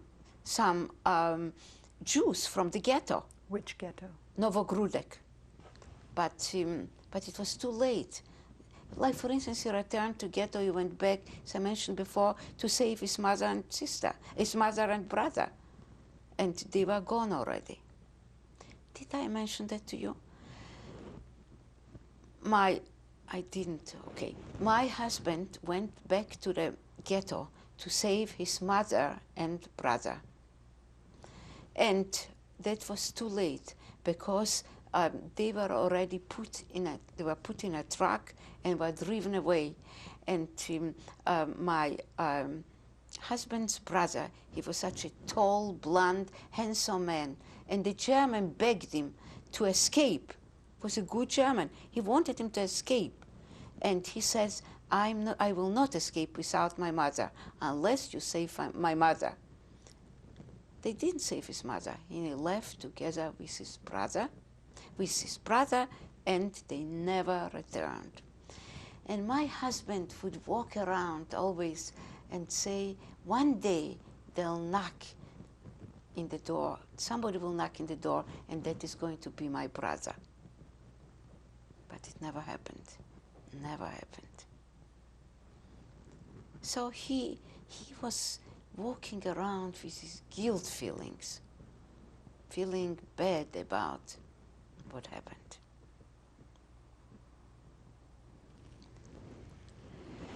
Ah, gosh. Okay, then after the liberation, we were allowed as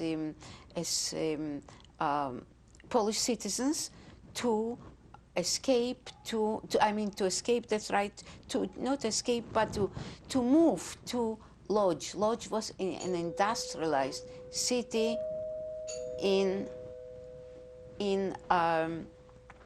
Poland. We came to Lodz, and we did not stay too long in Lodz, and we left Lodz as illegally, as Greek Jews. We left Lodz for Prague. But then on the trains, we got caught by the Russians. And they talked to us in Russian. They say, это же наши евреи. Они все понимают. That means these are our Jews. They understand everything. They just make believe that they don't understand. True. We understood everything, but we make believe that we don't understand. And they sent us back to Poland. We tried for the second time, and the second time we succeeded. We left the Czechoslovakian border, and we left the Polish border for Czechoslovakia, Prague, and then Prague for Austria. How long were you in Prague? In Prague, I would say that we were in Prague. We were in Prague. I would say about 3 days, 4 days. And what did you do during those days when you were in Prague? In Prague, in Prague, we had our own place. We dreaming about reaching the American zone. We did not do too much in Prague. We were making connections so we can reach the American zone. When you said you had your own place, that meant what? That means that we had rooms. Mm-hmm. So we had our room with my husband and other 2 people, and we were dreaming about reaching the American zone. We came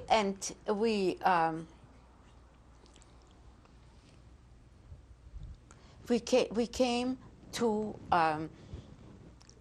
Austria. How did you get to Austria?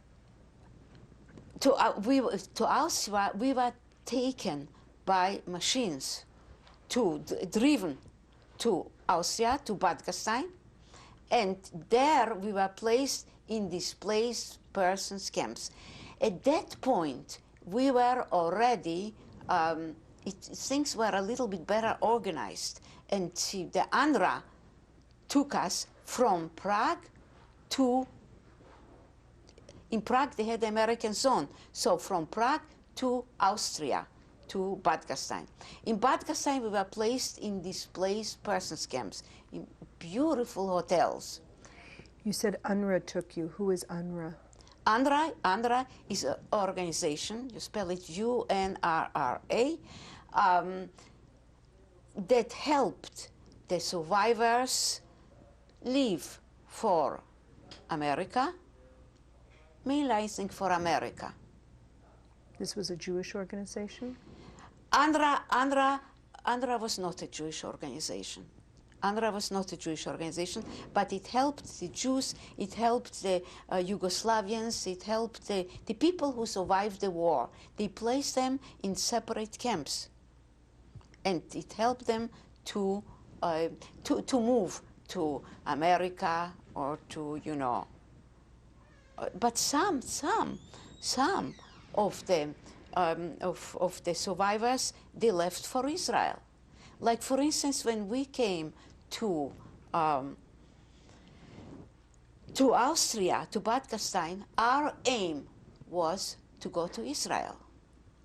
We were dreaming about moving to Israel. We counted how many borders we'll have to cross. But when we were in Bad Gastein, we made contact with our relatives in America. How did we make the contact?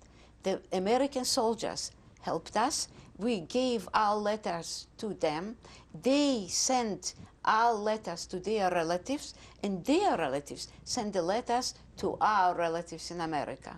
Once our relatives in America found out that we are the only survivors of beautiful families, they started to bombard us with letters to come to America. We felt, okay, we'll come for a little bit and then we'll go to Israel. But we came to America, we raised a beautiful family, built up a business, and we stayed here. We're going to stop now to change tapes. Talk a little bit about the children, and then they would... Then I have to take you back to the DP camp. I can't do that. I can't do that. Okay, all right. We are interviewing Mira Shalhoub, and we are at tape number 5. Mira, when we left off the prior tape, you are past liberation now, and you have made your way to Bad Gastein in Austria, and this is a displaced persons camp. And describe arriving to the camp. We came to Bad Gastein. Bad Gastein was a German resort where Hitler used to come and rest. We were placed in beautiful hotels, and everybody felt really bad about, because they felt we went through so much in the forest, in the concentration camps, and here they were enjoying themselves in these beautiful hotels. So, but we started to acclimatize ourselves. We started to work a little bit. I worked at the office for an American woman as an interpreter, and I was helping the survivors leave for America or Israel. I helped them to have all these papers in order, to also to make contact with their relatives in America. They would get letters from America in English, and I would read it to them, translate it, the letters into Yiddish, into Polish.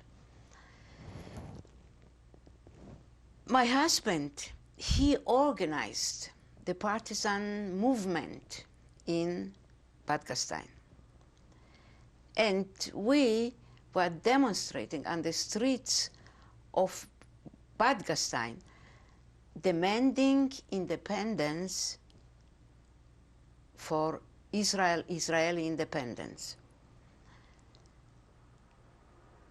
We lived in nice hotels. We would get the food from UNRWA. UNRWA supplied us with the food. We would enjoy the beautiful view in Bad Gastein. It's let's face it, it's a beautiful resort. It was something very special. We would walk around, we would look around, but mainly we would dream about leaving the DP camps and coming somewhere where we can settle down and lead a normal life. How was the decision made to go from Prague, which is where you were at that time, to Bad Gastein? We came to Prague. We were situated again in different quarters. We, as far as I remember, by cars, we left Prague for Bad Gastein. Well, driven from Prague to Bad Gastein. By whom? By UNRWA. UNRWA. So the decision wasn't yours to go there? No, we were anxious to reach the American zone, and then UNRWA took care of the rest. So we were placed from Prague. We were placed in Bad Gastein in these hotels, and then we started to work on our papers in order to have everything in order to be able to leave Bad Gastein for United States. We personally, we were dreaming to go to Israel. And we were counting the borders, how many borders we left to cross. We were very active, partisans, felt good about our past. In other words, the people who were put in the concentration camps, they had no choice. That's what happened. But with us, we knew that we were fighting against the Germans. We knew that we fought for our loved ones. So we felt that we should organize ourselves. And that's when my husband organized the group in Bad Gastein, the Partisanskie Gruppe. I wouldn't say that we are better than the ones who were put in the concentration camps. But it happened that from our areas, they did not put us in concentration camps. But or they finished us up right there on the spot, or we escaped to the forest. But the ones who lived, in Warsaw, deeper in Poland, they were forced to go to concentration camps. So that was the difference between us and the survivors of the concentration camps. I brought it up because in Bad Gastein we had people from all over Poland, people from different European countries, and they were all settled in this displaced persons camp. In matter of fact, that we had some people from Chelm. Chelm is a city in Poland. According to the Yiddish literature, all the people who lived in Chelm were considered being stupid. And so when we looked at the people and we knew that they are from Chelm, we looked down to them. We felt something is wrong about them, but nothing was wrong about them. They were as smart as we were. But you felt that something is wrong because they come from Chelm. So there were people from all over. And then little by little, they started to leave for Israel, for America. Once we made contact with our relatives, we were also getting ready to leave. But we were also dreaming about going back to school with my husband. And at that point, my friends, some of my friends, they went they left for Germany, where they were attending a German university. I, with my husband, we also wanted to go, but we were afraid that we'll lose the quota for America. So we did not go. But our friends, they did go. They finished school over there in Germany, and then they left for America later. It was okay, didn't lose the quota. So we left for United States. We came to United States. How did you arrive? How did we? How? We went on a ship, and I was so sick because I got, I had this seasickness, and it was just terrible. I thought I'll never come to America. The captain gave us some lemons, and I said, you shouldn't give it to me. It's just a waste, because I'll never survive anyway. I'll never be able to come to America. But somehow we survived, and we came to America. Our relatives were waiting for us. We first arrived. We came to New York. Our relatives were in New Rochelle, New York. We stayed there for, I would say, about 2 months, and then we left for San Francisco. Before you get that far, I want to go back. Okay. I want you to describe when you first saw the shores of the United States. The shores were not that. The shores, I was impressed. But mainly I was impressed when I came to San Francisco, to our relatives. And I felt that I am already in heaven. I have everything.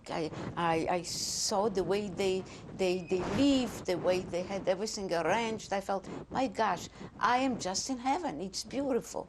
Only my brother and sister are still in Germany. So I started to send them packages, and I would send them food, prunes and peaches in the cans. And they told me later that when they received the peaches and the prunes, they would sit down and just didn't say a word and just ate up the whole thing. They were so enthused with the whole thing. So I liked it here very much. It was hard to find a place in the beginning.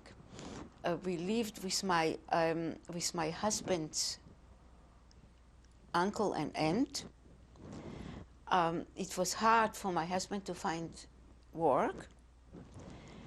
He was dreaming about going back to school, but naturally he couldn't because we had a 1-year-old son. I was dreaming about going to school, and I had to take care of the baby. So, but my husband, he was involved with Hales College here in San Francisco, where he would receive from them some lectures, and he would do some homework at home. But it was very hard on him because he had to go to school and he had to work. So finally, he gave up, and so did I. I started, he worked for his uncle. It was very hard. He was not exactly satisfied. That was not his dream. He wanted to become a professional. He wanted to go back to school. So, but then he felt that he would like to get into his own business. And we finally got into our own business. We had a restaurant, fast food store at the Embarcadero Center, and they called it Norman's Institution because everyone who would come into a store and say he's hungry, my husband would assure him that when he leaves the store, he will not be hungry. So it was a very successful business, and everything worked out okay. We came here. I would like now to tell you a little bit about my children when we came to America. I want you to wait before you tell me about your children because Okay. we haven't finished with you yet. Okay. Okay? Okay. I would like first for you to go back to New York. How Okay. long did you stay in New Rochelle? Okay, in New Rochelle we stayed 2 months. And what were you doing during that time? Nothing, we were just visiting with our relatives. Visiting with our relatives, looking at pictures. They would love to listen to our stories. Love to listen the way we survived the war. Love to listen about the families who did not survive, who perished during the Second World War. We would go visit one relative, another relative, and just spend time with them and talking about the past. And how did you feel in relation to your relatives? Did you feel uncomfortable that you were different, or? No, I felt good. Those were actually my husband's relatives, and they treated us very nicely, and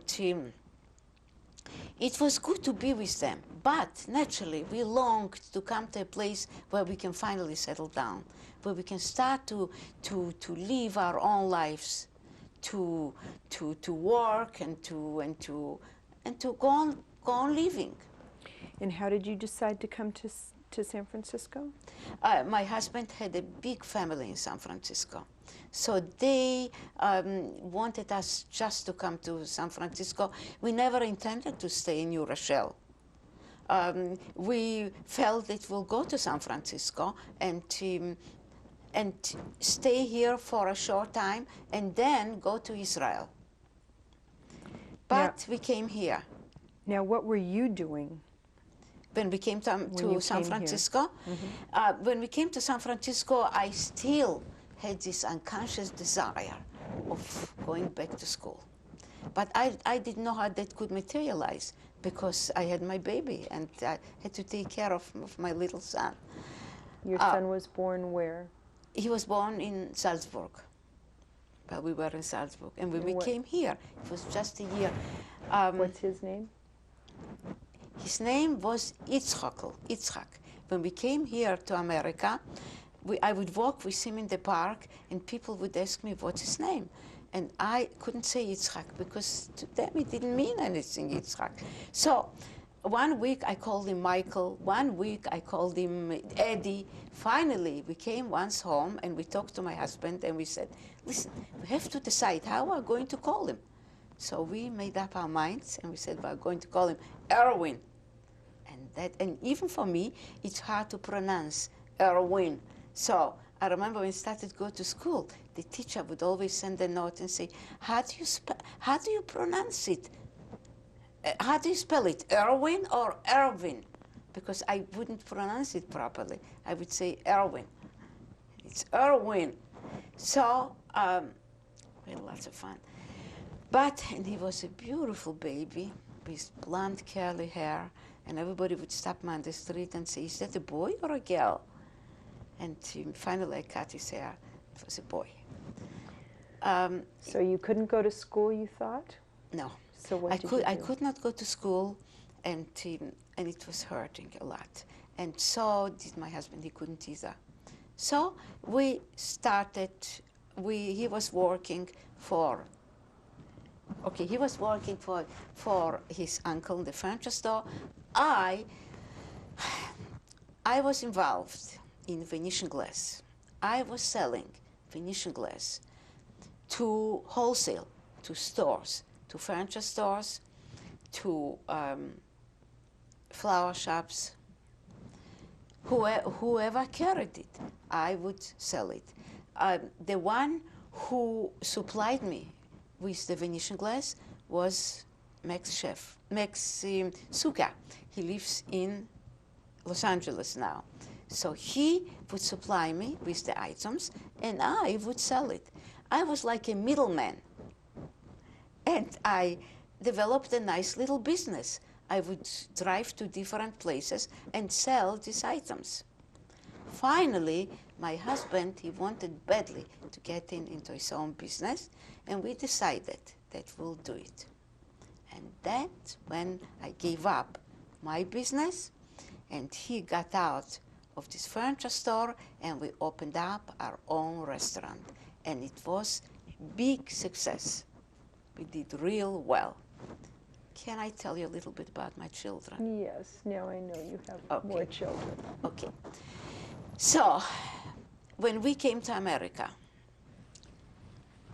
and we built up a nice business, and we raised a beautiful family. I have 2 sons and a daughter. My oldest son, he was born in Austria, in Salzburg. When he came here, he was a year old. He went to elementary school, then to junior high, high school, and finally he graduated from Berkeley University. Then he applied to medical school, to Baylor Medical in Houston. He graduated, he became a very successful, busy doctor. He's a lung specialist. And your other son? I'll come. And he has his wife and 2 sons, and his older son is at Santa Cruz University, and I'm very proud of them. What are their names? My grandchildren, Aaron and Nathan. Nathan is named after my husband. Then I have my daughter. My daughter, she lives in Michigan, Detroit, Michigan.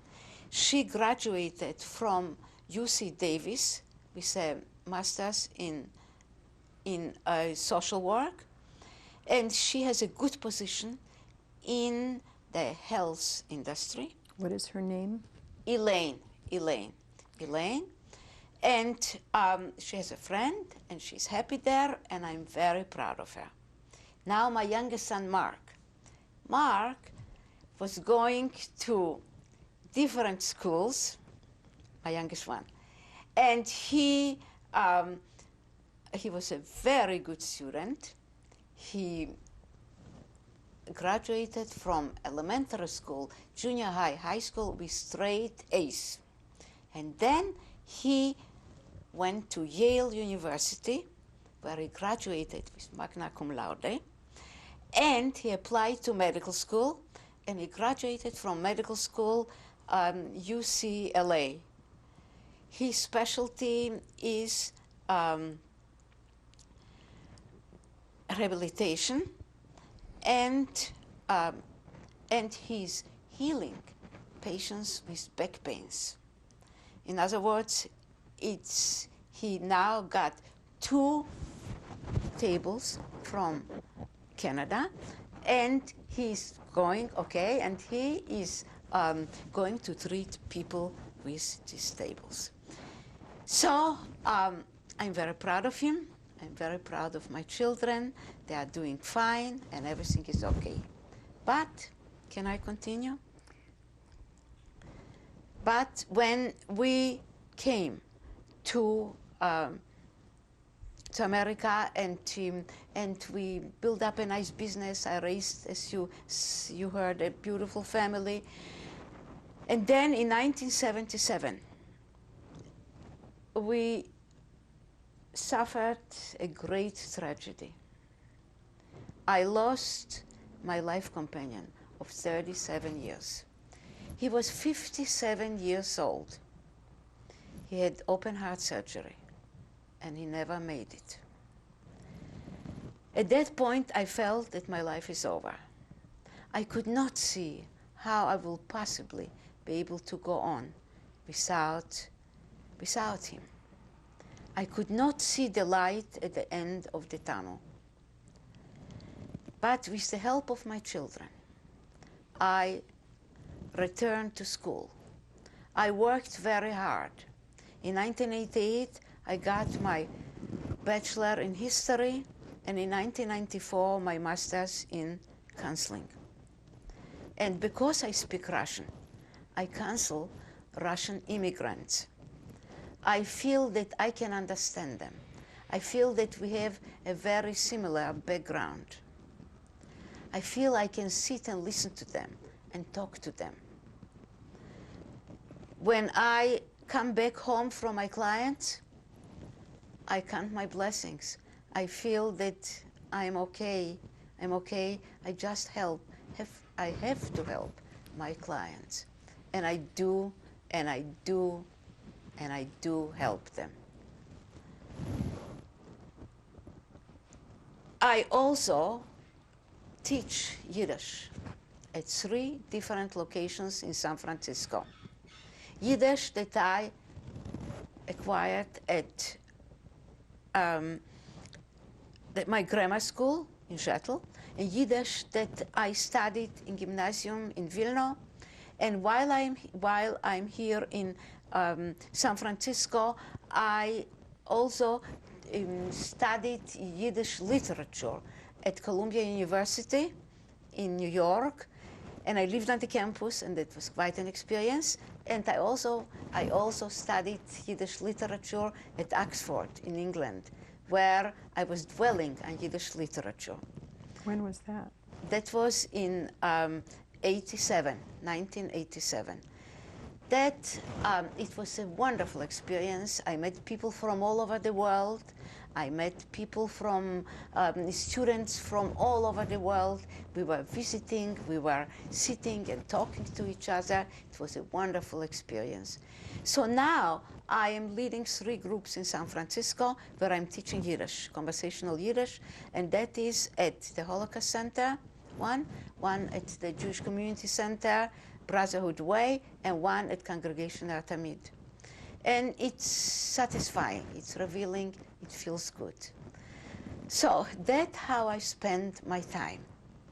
And now I would like to tell you that in the forests, we not only fought a physical battle, but we also fought a spiritual battle. As we sat around the fire, sitting together, singing songs together, supporting each other, helping each other, dreaming about better days, a better tomorrow, and a better future. And I would like, if I can do it, to read to you a short paragraph that helped me so much. I would like to read that to you, and I would also like to read to you a verse from the partisan hymn that we sang in the forest. Can I do it? Very short. We'll take a break and we'll pick up with that. Okay.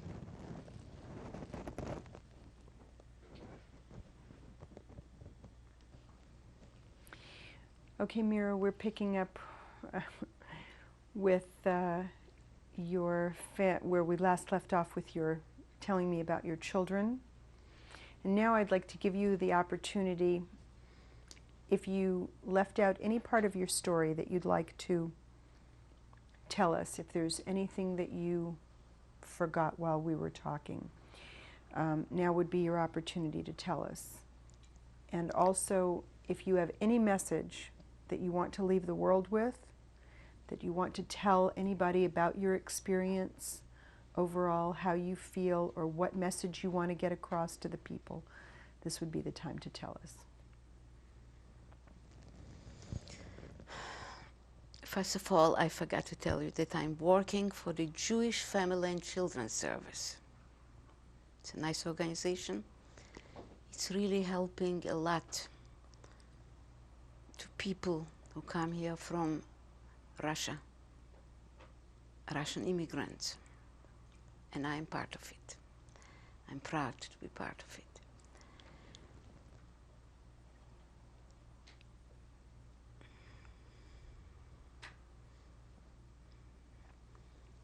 What I would like to tell the world is that we fought during the war as partisans against the enemy, taking revenge for our loved ones who perished in such a horrible, unbelievable manner.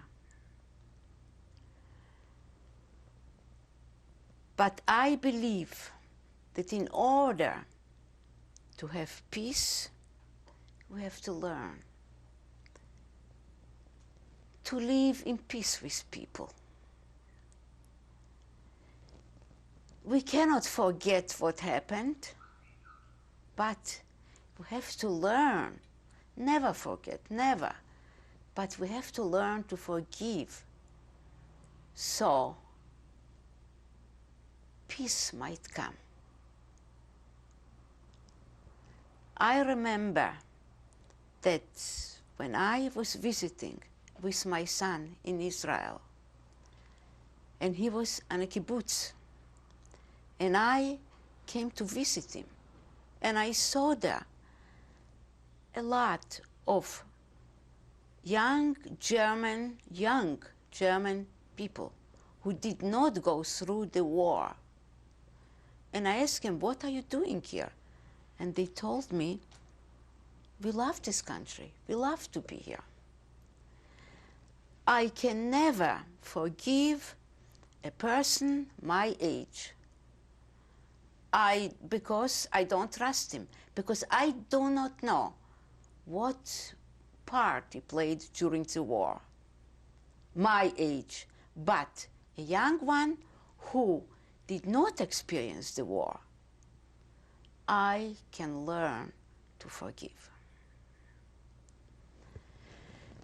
So this is my message: to live in peace, to live together, to live as brothers. I would like also to read, but I cannot read, so I'm going to talk to you about the partisan hymn that was written by a partisan. His name was Kaczynski.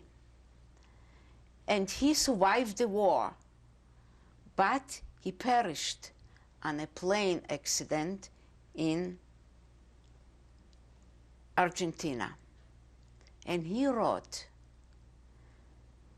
never say that it is the last road. Never say that you cannot see the light at the end of the tunnel, because better days might come, peace might come. Mira, So- thank you so much. Thank you so You're much for welcome. sharing your story with us. And now I think we're going to be joined by one of your sons for a few minutes. Or else. Mark, is he going to sit No, down he's there? going to sit right here. Mira, we're joined by your youngest son, Mark Shalhoub. Mark, thank you for joining us. My pleasure. Have you heard your mother's story before? Off and on, In bits and pieces? in bits and pieces. What was it like for you growing up with a mother whose background was very different from the rest of your friends? Well, actually, I didn't become aware of a background which was different from the background of the parents of my friends until later on. I had thought that everybody's parents were in Europe and had gone through the war. And I didn't think that that was any different than what anybody else had experienced, my parents' experiences. Until I came closer to the age of discretion, and I understood that it was quite a bit different. In fact, what it age is was so that? different that it became indescribable, to the extent that I came to understand that I really couldn't understand what they had been through. What age was that? Oh, I don't know, teens. I mean, it's been a process of understanding more and more. What effect do you think that had on you overall? The effect of what? Understanding more? Realizing what that meant and what your parents' experience really was. Well, theirs was a unique experience, and I'm sure that it had effects on me, different. Others of my age have not had those effects because of their background being entirely different from the background of my parents.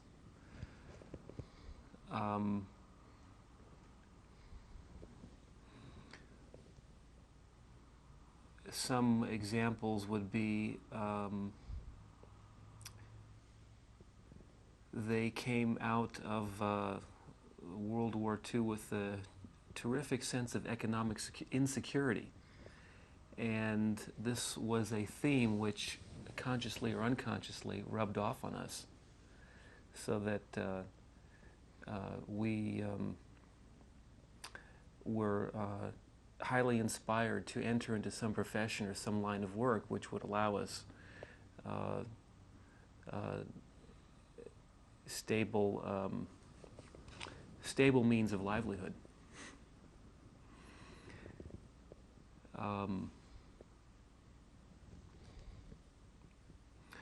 I would say also that it made me very inquisitive as to my background, not only having to do with the Holocaust, but having to do with the meaning of Jewish identity. And what does it mean to you? My Jewish identity. Well, that's a very big question. I mean, that has anything to do with my nationality, to my religious beliefs, to my purpose in life. I guess what I meant to say was that search, my interest in my Jewish background probably came to some extent from the experience of my parents. But that means so many things. I mean, I spent time in Israel. It has to do with having a national identity, closely bound up with Israel. My religious beliefs,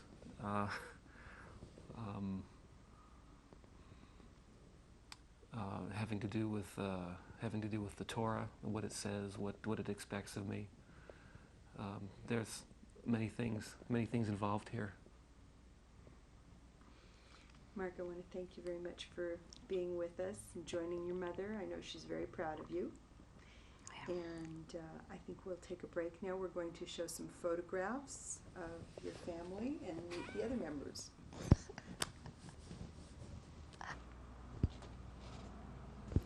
This is a picture of my father, Chaim Michael Raznov. This picture was taken in Novogródek, Poland. I believe that he was here about the early 60s. So approximately what year? And that was taken in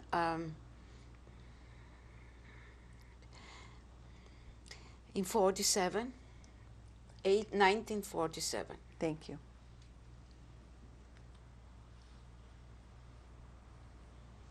This is a picture of my husband, my brother, my sister, and me.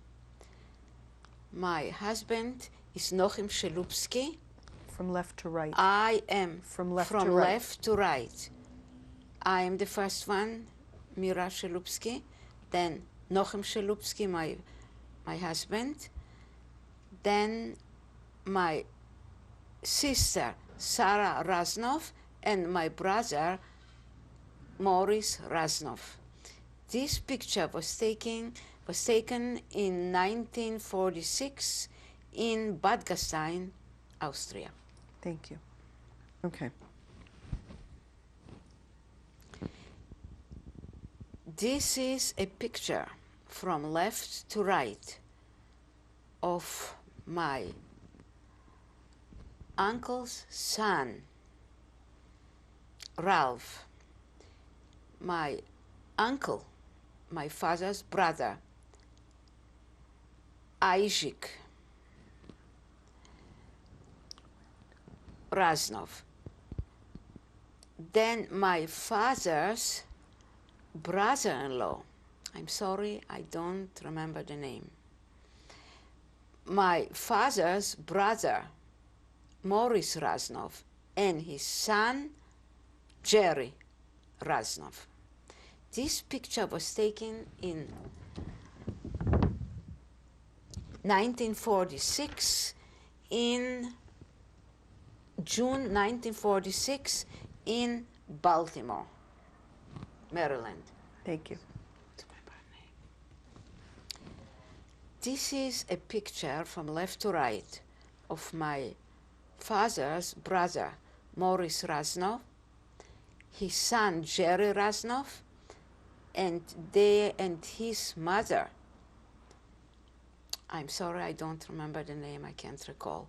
This picture was taken in June 1946 in Baltimore, Maryland. Whose mother?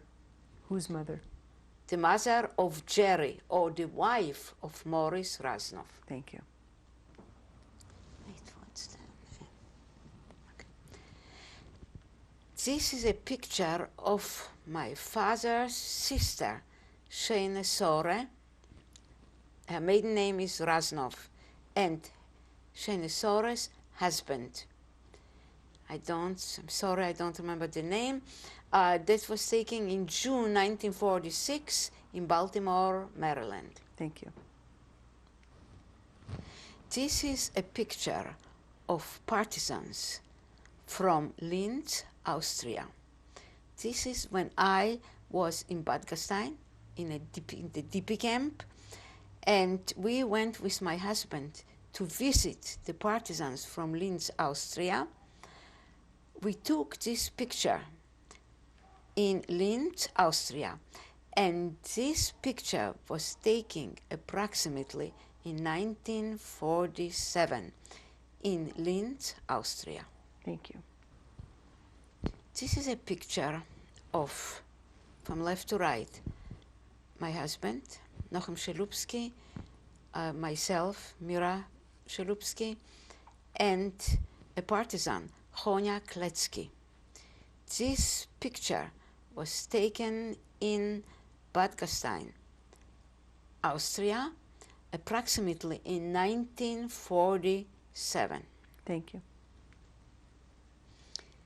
This is a picture of the leader of the partisan group in Linz, Austria. His name was Levin, and next to him is his wife. This picture was taken approximately in 1947 in Linz, but in Linz, Austria. Do you know her name? I knew, but I don't remember. Thank you. This is a picture of partisans marching on the streets in Bad Gastein, Austria, demanding the independence of Israel. That was the time when I and my husband, Mira Shelupski and Nochem Shelupski, when we lived in Bad Gastein. This was This approximately. picture was taken in 1947 in Bad Gastein, Austria. Thank you. This is a picture of partisans marching again on the streets in Bad Gastein. As you can see, a flag with the letters Wir fordern. That means we demand independence for Israel. Wir is W-I-R, and the pole hits my husband. My husband is right next to the flag, Nochem Shelupski. This picture with a mustache. My husband has a mustache, so you'll be able to recognize him. Under the word. Under the word Wir, we, W-I-R. This picture was taken in 1947 in Bad Gastein, Austria. Thank you. This is a picture of workers at the UNRWA in Bad Gastein, Austria. The second from the left, that's me, Mira Shelupski, standing next to the American lady for whom we were working. The rest are all co-workers. This picture was taken in between 1946 and 47 in Bad Gastein, Austria. As I remember, this picture was taken before the American lady Mrs. Adams left Bad Gastein for America. Do you remember any of the other workers' names? The one man who is standing right next to me, From the Behi- left to the right, from the left to the right, Marian Zandel. he's in the, how many from the left? The third from the left, Marian Zandel. Mhm. The rest, I'm sorry, I don't remember. Thank you. This is a picture of myself, Mira Shelupski, with some friends. The second from the right is Sonia Pshenica. We are taking sewing lessons and we are sitting all together. This picture Which was one? taken in 1947 in Bad Gastein, Austria, at the displaced persons camp. Which one is you? I am the first at the first row, from left to the right, You're number one? number one. Thank you. This picture is a picture of my whole family. This picture was taken in 1994. That was the time when I graduated from San Francisco State University and I got a master's in counseling. The first is my daughter, the first from the left to the right is my daughter, Elaine Shellup. The second is my daughter-in-law, Cheryl Shellup. The third, that's me, the graduate. The fourth, Mira Shellup. The fourth is my son with the beard, is my son, Erwin Shellup, who lives in San Mateo, is practicing medicine. The fourth is my grandson, my son's son, Aaron Shellup. The fifth is my son, Mark Shellup. And the sixth is my grandson, Nathan Shellup. This picture was taken in 1994 on the campus of San Francisco State University. Thank you. You're welcome. I said, this is a FEMI award given to me in 1995 by the Jewish Family and Children's Service for a dedicated service for our community. Thank you. Thank you very much.